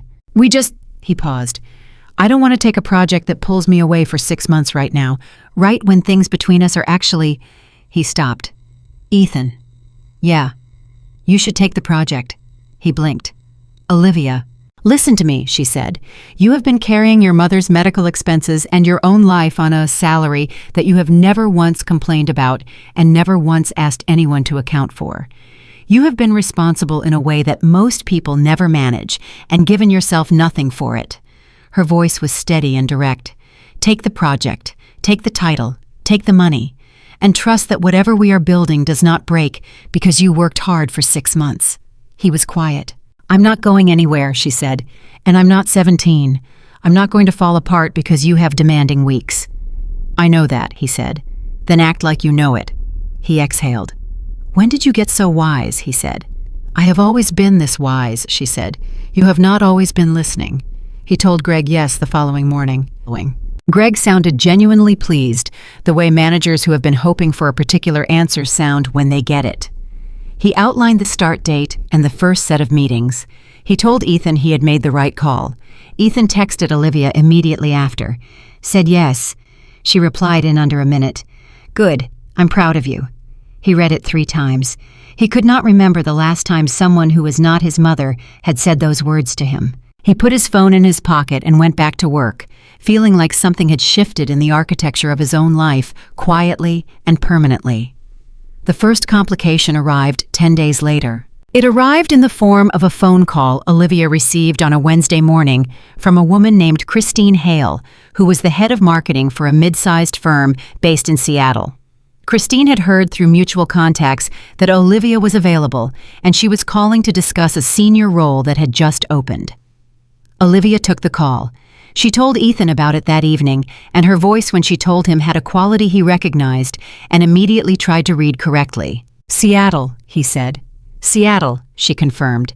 They were sitting in her apartment, and she was watching him with that careful steadiness she brought to conversations that required honesty. Tell me what you're thinking, he said. I'm thinking it's a strong role, she said. Good company, good culture from what I can tell. The kind of position I would have built toward over the next 3 years if I had stayed where I was. A pause. In Seattle. He kept his face steady. What are you thinking? She asked. I'm thinking, he said slowly, that I want to be honest with you the way I have not always been honest. Okay. I don't want you to go to Seattle, he said. That's the truth. I just found out what this can be, and I don't want to build something across 2,000 miles. He paused. But I also know that your career and your choices are yours, and I am not going to be the person who asks you to make yourself smaller to stay in the same city as me. She looked at him for a long moment. That is the most mature thing you have ever said to me, she said. I'm growing, he said. You are. Her mouth curved, then it settled back into something more serious. I haven't decided anything. I told her I would think about it. How long? She wants an answer in 2 weeks. He nodded. Okay, he said. Okay. Okay, he repeated. You think. I'll be here. She studied him. You're not going to try to influence me. I just told you I don't want you to go, he said. That's my influence. The rest is your decision. She was quiet for a moment.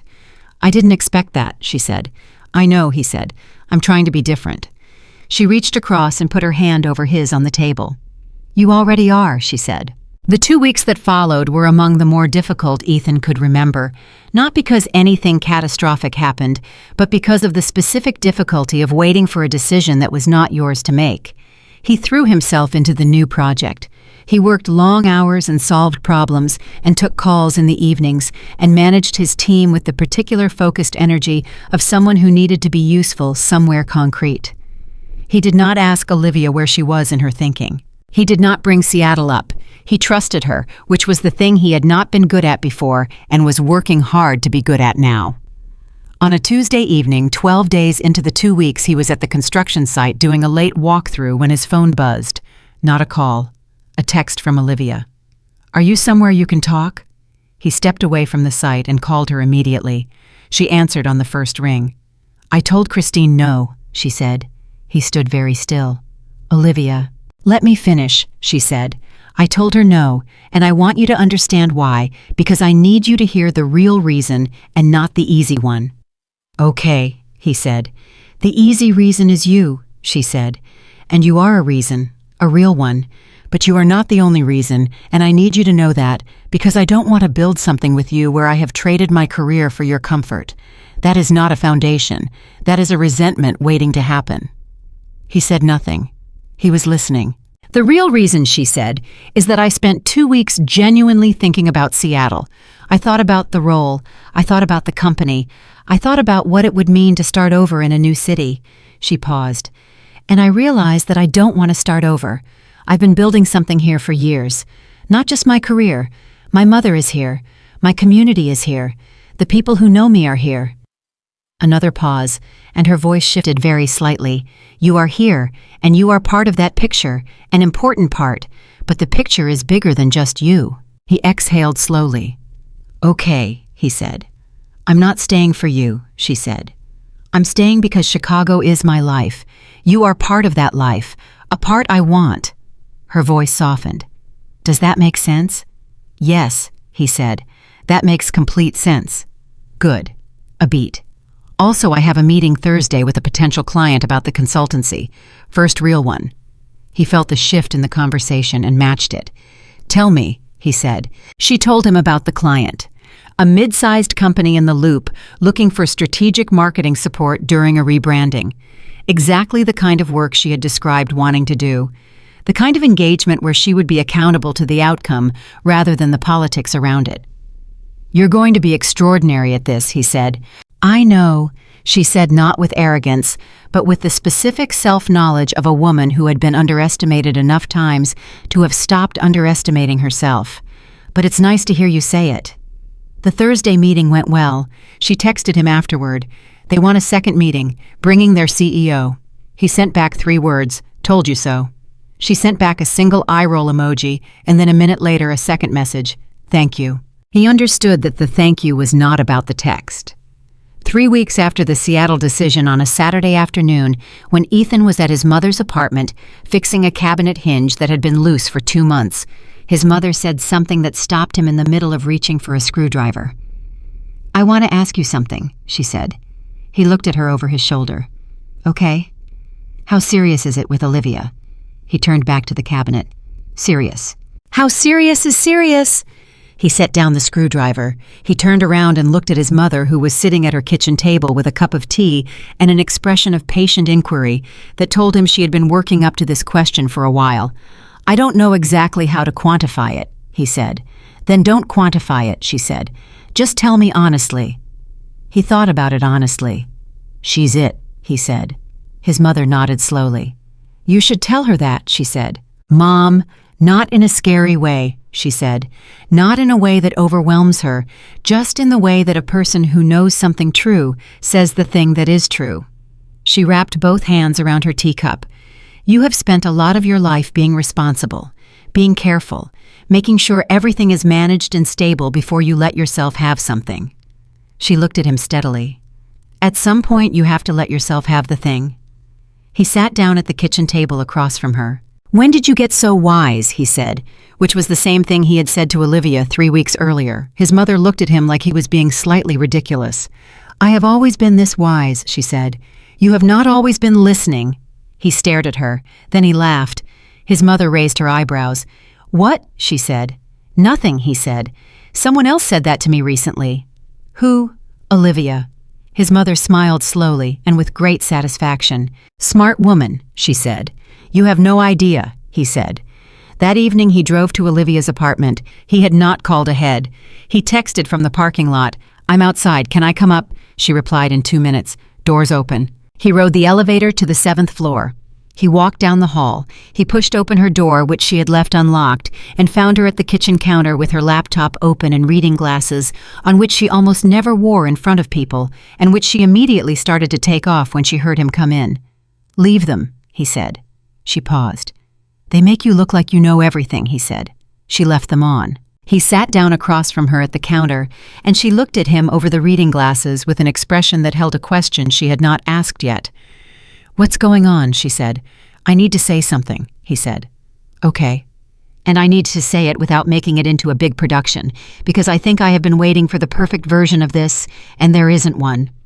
She closed the laptop. She gave him her full attention. He looked at her across the kitchen counter in her apartment on an ordinary Saturday evening with the city noise outside and the reading glasses on her face and the half-finished cup of tea beside the laptop, and he said the thing his mother had told him to say. "You're it for me," he said. "That's what I came to tell you. Not in a pressure way, not in a way that needs an answer tonight, just in the way that I know something is true, and I kept waiting to say it until the circumstances were more impressive, and I've decided the circumstances are never going to be impressive enough to be worth the waiting."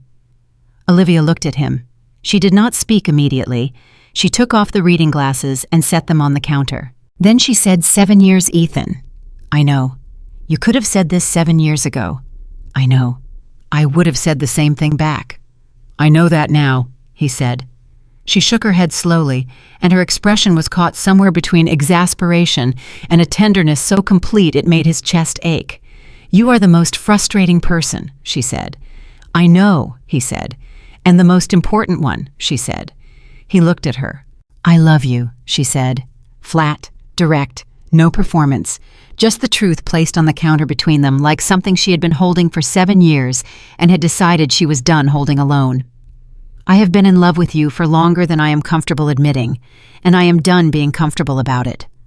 He was quiet for a moment. Then he said, "I love you too. I have loved you for so long that I cannot identify a version of the last 7 years that does not have you at the center of it." She looked at him across the counter. "Okay," she said. "Okay," he said. "Okay," she said again. "We're doing this." "We're doing this," he confirmed.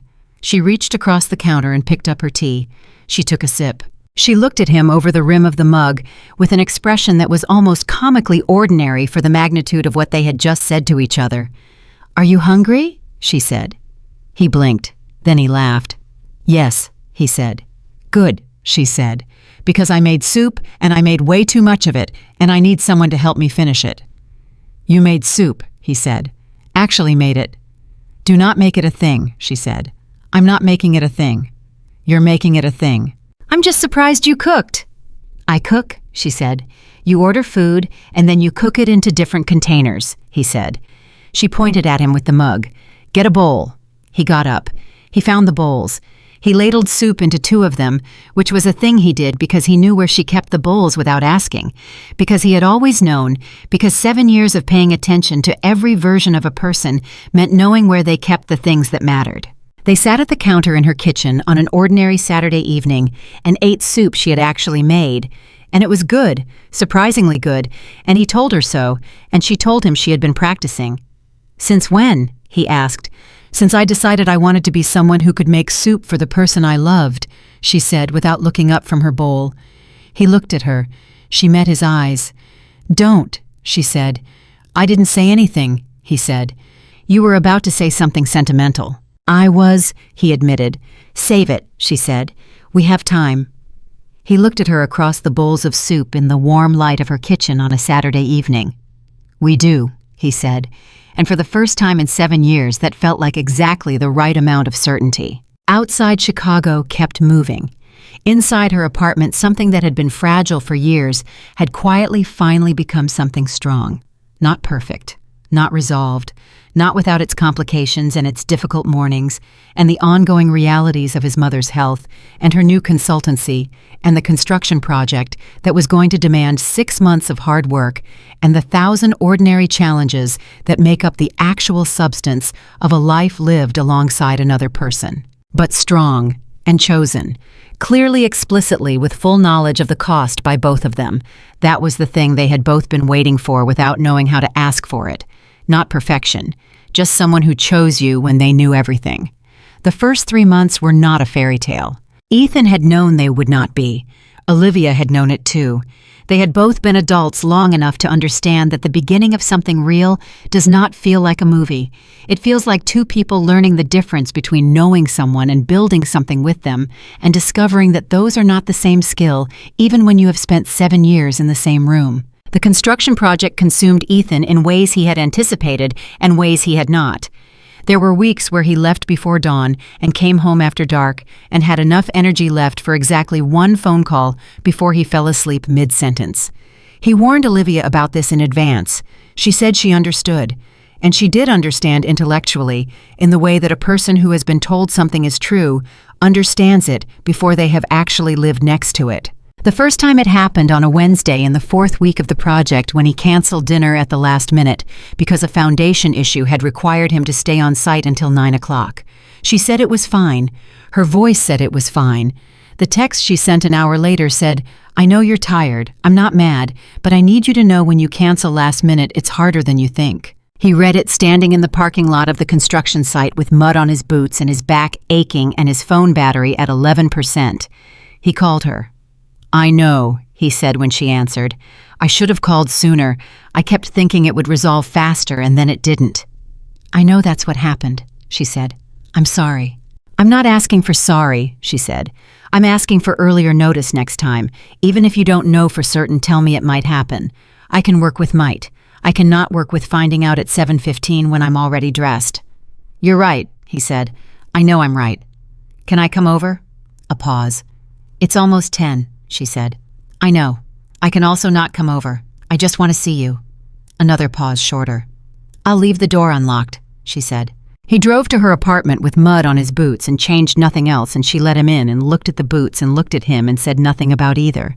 She heated up the dinner she had made, which she had not thrown away, which told him something important about the difference between being upset and being done. She sat across from him while he ate, and they talked about nothing significant, and by the time he left an hour later, things were not perfect, but they were honest, which was better than perfect. That became the pattern of the difficult weeks. Not silence, not pretending, not the careful avoidance of anything uncomfortable, just the ongoing, sometimes unglamorous work of two people learning to say the true thing instead of the easy thing and trusting that the other person could handle it. Olivia's consultancy began to take shape in those same months, with a speed that surprised even her. The second meeting with the rebranding client went well. They signed a contract. She delivered the first phase of work, and the CEO sent her a personal email that said, among other things, that she had identified 3 things in the first 6 weeks that their internal team had missed for 2 years. She forwarded the email to Ethan with no message attached. He called her within 4 minutes. "I told you," he said. "You told me," she agreed, and her voice had the particular quality of someone who is trying not to sound as pleased as they are and failing. By month 2, she had a second client. By month 3, she was turning down work because she did not yet have the capacity to take it, which was the best possible problem to have, and which she talked about with Ethan over the phone one Tuesday evening with an energy that was different from anything he had heard from her in the months before she resigned. Lighter, more like herself. More like the version of herself that existed when she was not spending 40 hours a week managing the political cost of being excellent in a room that resented her for it. "You sound different," he told her. "Different how?" "Like you did in the beginning," he said. "When we first met, when you were still figuring out what you were building." She was quiet for a moment. "I was thinking about that the other day," she said, "about who I was when we met. And I think I've been managing other people's comfort for so long that I forgot what it felt like to just work," she said, "to just do the thing without all the noise around it. And now it's quiet," she said, "the good kind." He smiled into the phone. "I'm proud of you," he said. "I know," she said. "You keep saying it." "I keep meaning it," he said. She laughed, and it was the real laugh, the unguarded one, and he filed it away alongside every other version of that sound he had been collecting for 7 years. The first serious fight happened in month 2 on a Sunday afternoon that started ordinarily and escalated in the particular way that fights between people who know each other very well escalate, which is quickly and precisely, and in directions that have less to do with the immediate surface issue and more to do with everything underneath it. It started with a conversation about Ethan's mother. He had been thinking for weeks about what his mother had said about the apartment being quiet. He had been turning over an idea carefully, the way he turned over large decisions, looking at it from every angle before he said it out loud. The idea was that his mother could move closer.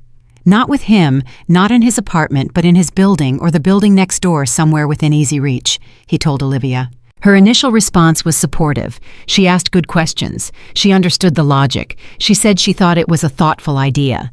And then he said the other part, the part he had also been thinking about, the part that was connected to the first part, in a way he had not fully untangled yet. If she moves closer, he said, and the project wraps up in the next few months, I was thinking about whether it might make sense for me to think about a different place, something bigger. If things between us keep going the way they're going. She went still. What does that mean? She said carefully. It means I'm thinking about the future, he said. Our future, thinking about what it looks like practically. That's a big jump, she said. I know. We've been doing this for 2 months. I know, he said. I'm not saying now. I'm saying I'm thinking about it. Ethan. She put her coffee cup down. 2 months ago, you spent 7 years not saying the thing that was true. Now you're planning apartments. He felt the shift in the conversation. I'm not planning anything, he said. I'm telling you what I'm thinking. And what you're thinking is moving in together after 2 months. I'm thinking about the future, he said. And he heard the slight stiffness enter his own voice and tried to pull it back. I'm trying to be forward with you instead of closed off. Isn't that what you wanted? Forward is not the same as fast, she said. I'm not saying fast. You said bigger apartment. You connected it to us. That is fast. Olivia, no. She shook her head once. I need you to hear me. I am not saying I don't want a future with you. I am saying that 2 months ago, we finally said what was true after 7 years of not saying it, and I need some time inside that truth before we start talking about logistics. I need the thing to just be what it is for a while before we start building around it. He was quiet. He heard what she was saying. He also heard underneath it the things she was not saying, but that he understood anyway because he knew her. She was not afraid of the future. She was afraid of moving so fast toward a defined version of it that she lost the space to be certain. She had lost certainty before. In other relationships, men who had moved quickly and confidently toward a version of the future that turned out to be more about what they wanted than about what she was actually being offered. She had learned to be careful with certainty. She had earned that caution. I hear you, he said. She looked at him. I was not trying to pressure you, he said. I was trying to be open. I went too far. She was quiet for a moment. I know, she said. I know that was your intention, and I'm not punishing you for it. She picked up her coffee cup again. I just need you to understand that being open about the future and building toward a specific version of it are two different things. One I want, the other I need more time for.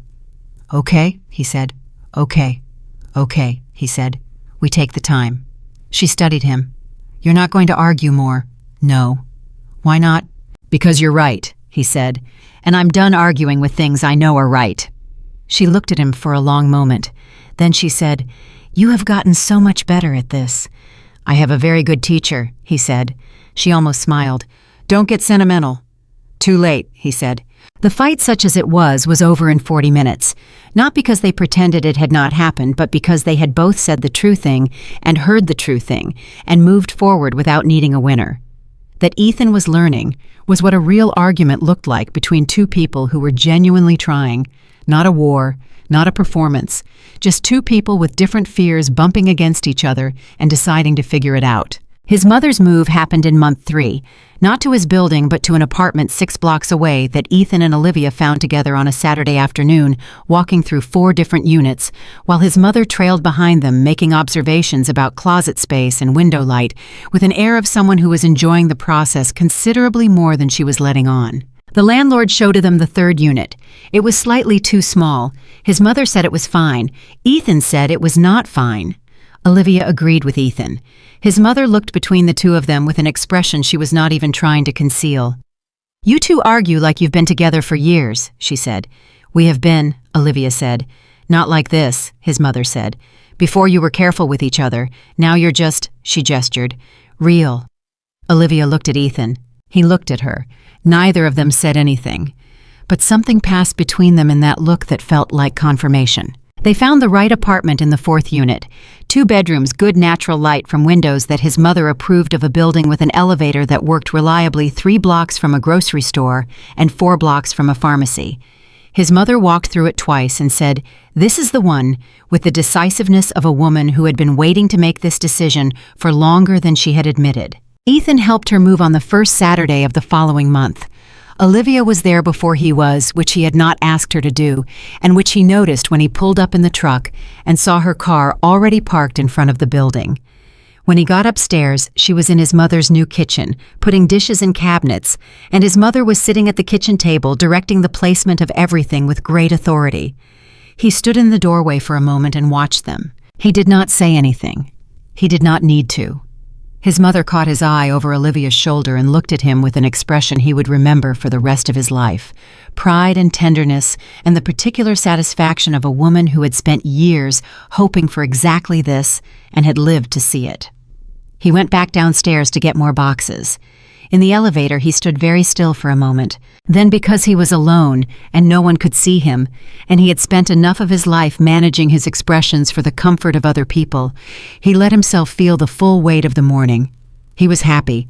Not the managed, careful, responsible version of content that he had been mistaking for happiness for most of his adult life. Actually happy.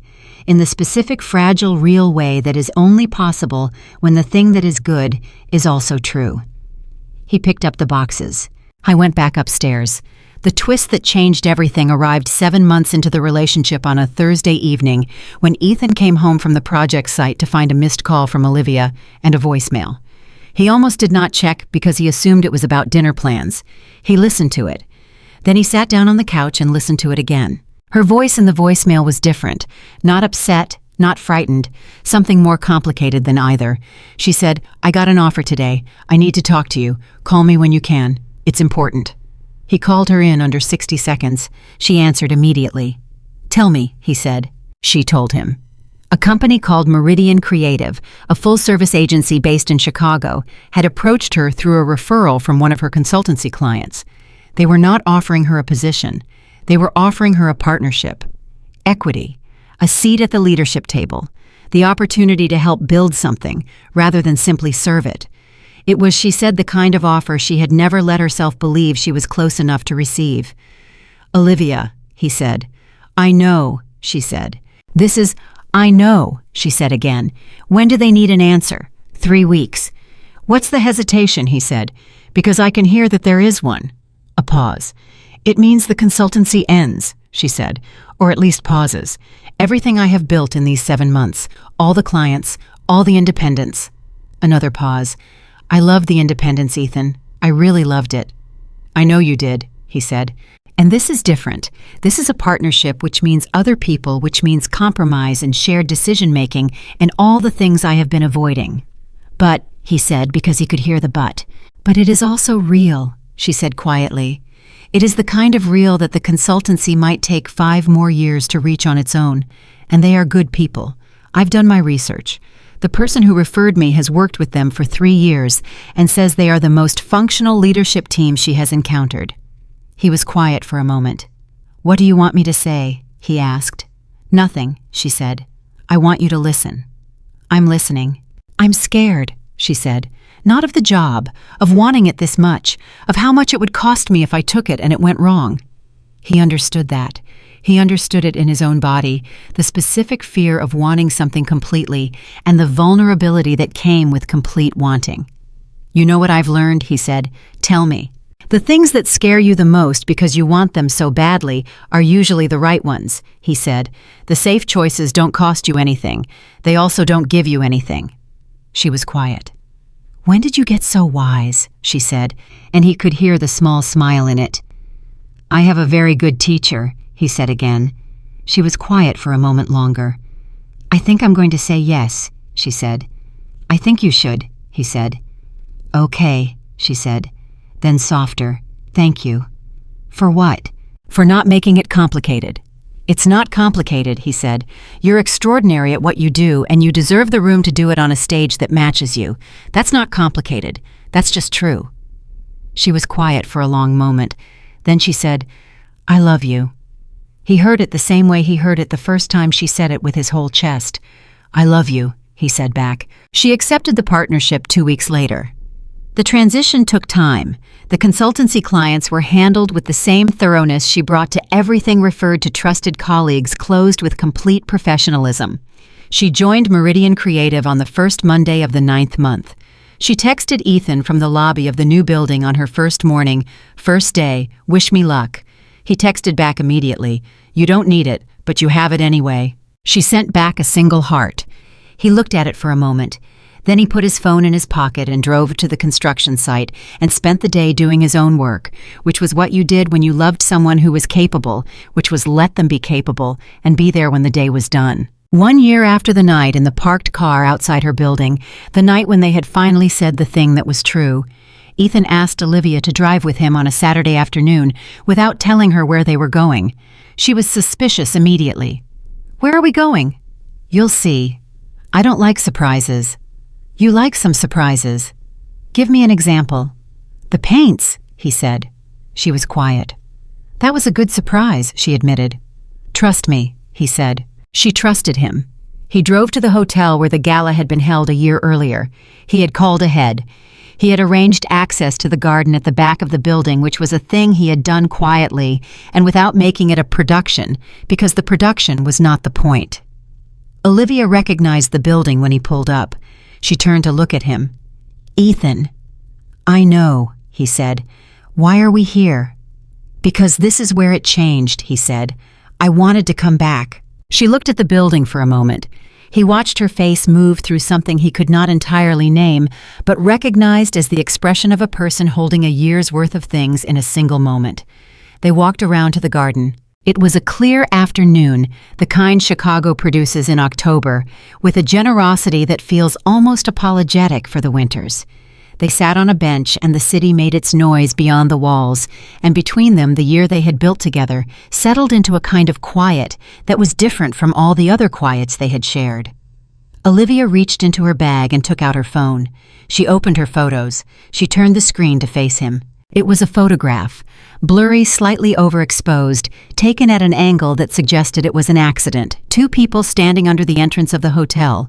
One of them had their hand raised slightly mid-gesture. The other was leaning forward as if listening for something. "I took this that night," she said, "by accident. My phone was in my hand when we were standing outside." He looked at it. "I kept it," she said, "because that was the night I stopped pretending I was going to be fine if nothing changed." He looked at her. "You never told me that," he said. "No," she said. "I wasn't ready to say it yet." She looked at the photo. "But I knew it. Standing out there in the parking lot after you said you loved me. I knew that something had shifted permanently." She paused. "I needed the photo so that I could remember what it looked like from the outside, the exact moment before everything was different." He looked at the photo for a long time. Then he said, "I want to show you something." He took out his own phone. He opened his photos and found the one he was looking for and turned the screen to face her.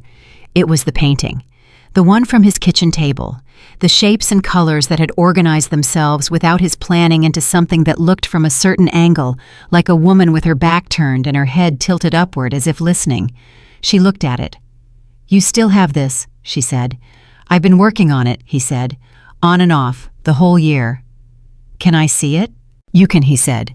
"It's in the car." She turned to look at him. "You brought it?" "I thought today was a good day for it." He went to the car and brought back the canvas, which he had wrapped in paper and carried carefully, and he set it against the bench and unwrapped it, and she looked at it for a long time without speaking. It was different from the version she had seen in his kitchen, more complete, more deliberate. The proportions had been corrected everywhere except one specific place. "You fixed everything," she said. "Almost everything," he said. She looked closer. The nose was still slightly wrong, the same small imperfection she had told him to leave on the morning they stood in his kitchen and said the thing that changed everything. "You kept it," she said. "You told me not to fix it," he said. "You said it was more honest this way." She looked at the painting for another long moment. Then she looked at him. "Are you doing what I think you're doing?" she said. "That depends on what you think I'm doing," he said. "I think," she said slowly, "that you drove us to the hotel where everything started and brought me to the garden and showed me a painting you have been working on for a year and kept the wrong nose because I told you it was more honest that way." She paused. "And I think you did not do all of that just to be sentimental." He looked at her. He reached into the pocket of his jacket. He had not prepared a speech. He had not written anything down. He had decided weeks ago that whatever he said in this moment was going to be the true version, the real words, not the impressive ones. "I have spent most of my adult life being responsible," he said, "managing things, making sure everything was stable and covered and accounted for before I let myself want anything." He looked at her steadily. I told myself that was virtue, that being careful was the same as being good. He paused. But I think what I was actually doing was keeping myself at a distance from anything that could hurt me, including the best thing in my life. She was very still. You are the best thing in my life, he said. Not because you are easy, not because you are comfortable, because you are real, because you have been choosing me since before I had the courage to choose myself, because you brought me paints when I had given up on something I loved, because you drove to my mother's apartment when I did not ask you to, because you told me the truth when I needed it, and held my hand when I needed that instead. He paused. Because every version of the life I imagine that feels like enough has you in it. He opened his hand. A ring, simple and clean and chosen with the same care he brought to everything that mattered to him. I know we said we would take the time, he said. I know 2 months ago I moved too fast and you were right to slow me down. But this is not fast. This is 1 year of being honest with each other after 7 years of practicing. This is me finally understanding the difference between protecting myself and choosing something real. He looked at her. I am choosing something real. I am choosing you, specifically permanently, and with full knowledge of what that means. Olivia looked at the ring. She looked at him. Her eyes were bright in the way that was not tears yet, but was close to them. Ethan Parker, she said. Yeah. I have 2 things to say. He waited. The first thing, she said, is that you kept the wrong nose on that painting for a year, and I think that might be the most romantic thing anyone has ever done for me. And the second thing, he said. She looked at him with an expression he had not seen before in the year they had been together, which still surprised him, the fact that she still had expressions he had not seen. This one looked like all the things she had ever been careful about, and all the things she had ever protected, and all the years of choosing well and still arriving at the wrong place, finally arriving at the right one. Yes, she said, simply, without performance. Just the truest possible answer to the most important question. Obviously, yes, he exhaled. She laughed at his exhale, the real laugh, the one he had been filing away for years. Did you think I was going to say no? She said. I didn't know, he said honestly. After everything. Olivia, I never know with you. That's one of my favorite things about you. She shook her head slowly.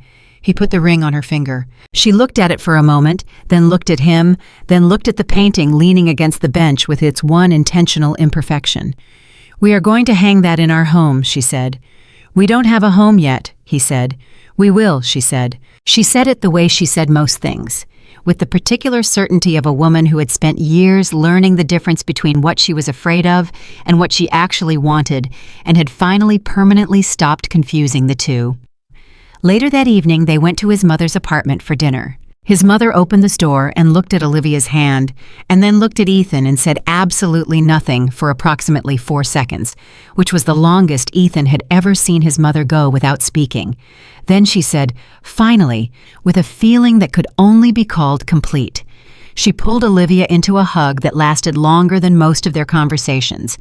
Over his mother's shoulder, Olivia looked at Ethan, and in her eyes was everything they had spent 7 years building without knowing they were building it, and 1 year building on purpose, and a lifetime more still ahead. He had spent 7 years calling himself afraid, 7 years calling his silence protection, 7 years watching from the doorway of his own life. But the truth, the real and final and irrevocable truth, was simpler than all of it. Olivia Carter had been choosing him since before he knew how to be chosen. And now finally standing in his mother's kitchen with a painting in the car and a ring on her finger and a year of honest mornings behind them. Ethan Parker had learned the only thing that had ever actually mattered, that love does not wait for you to be ready. It simply waits for you to be brave enough to stop running from something that was already and had always been yours.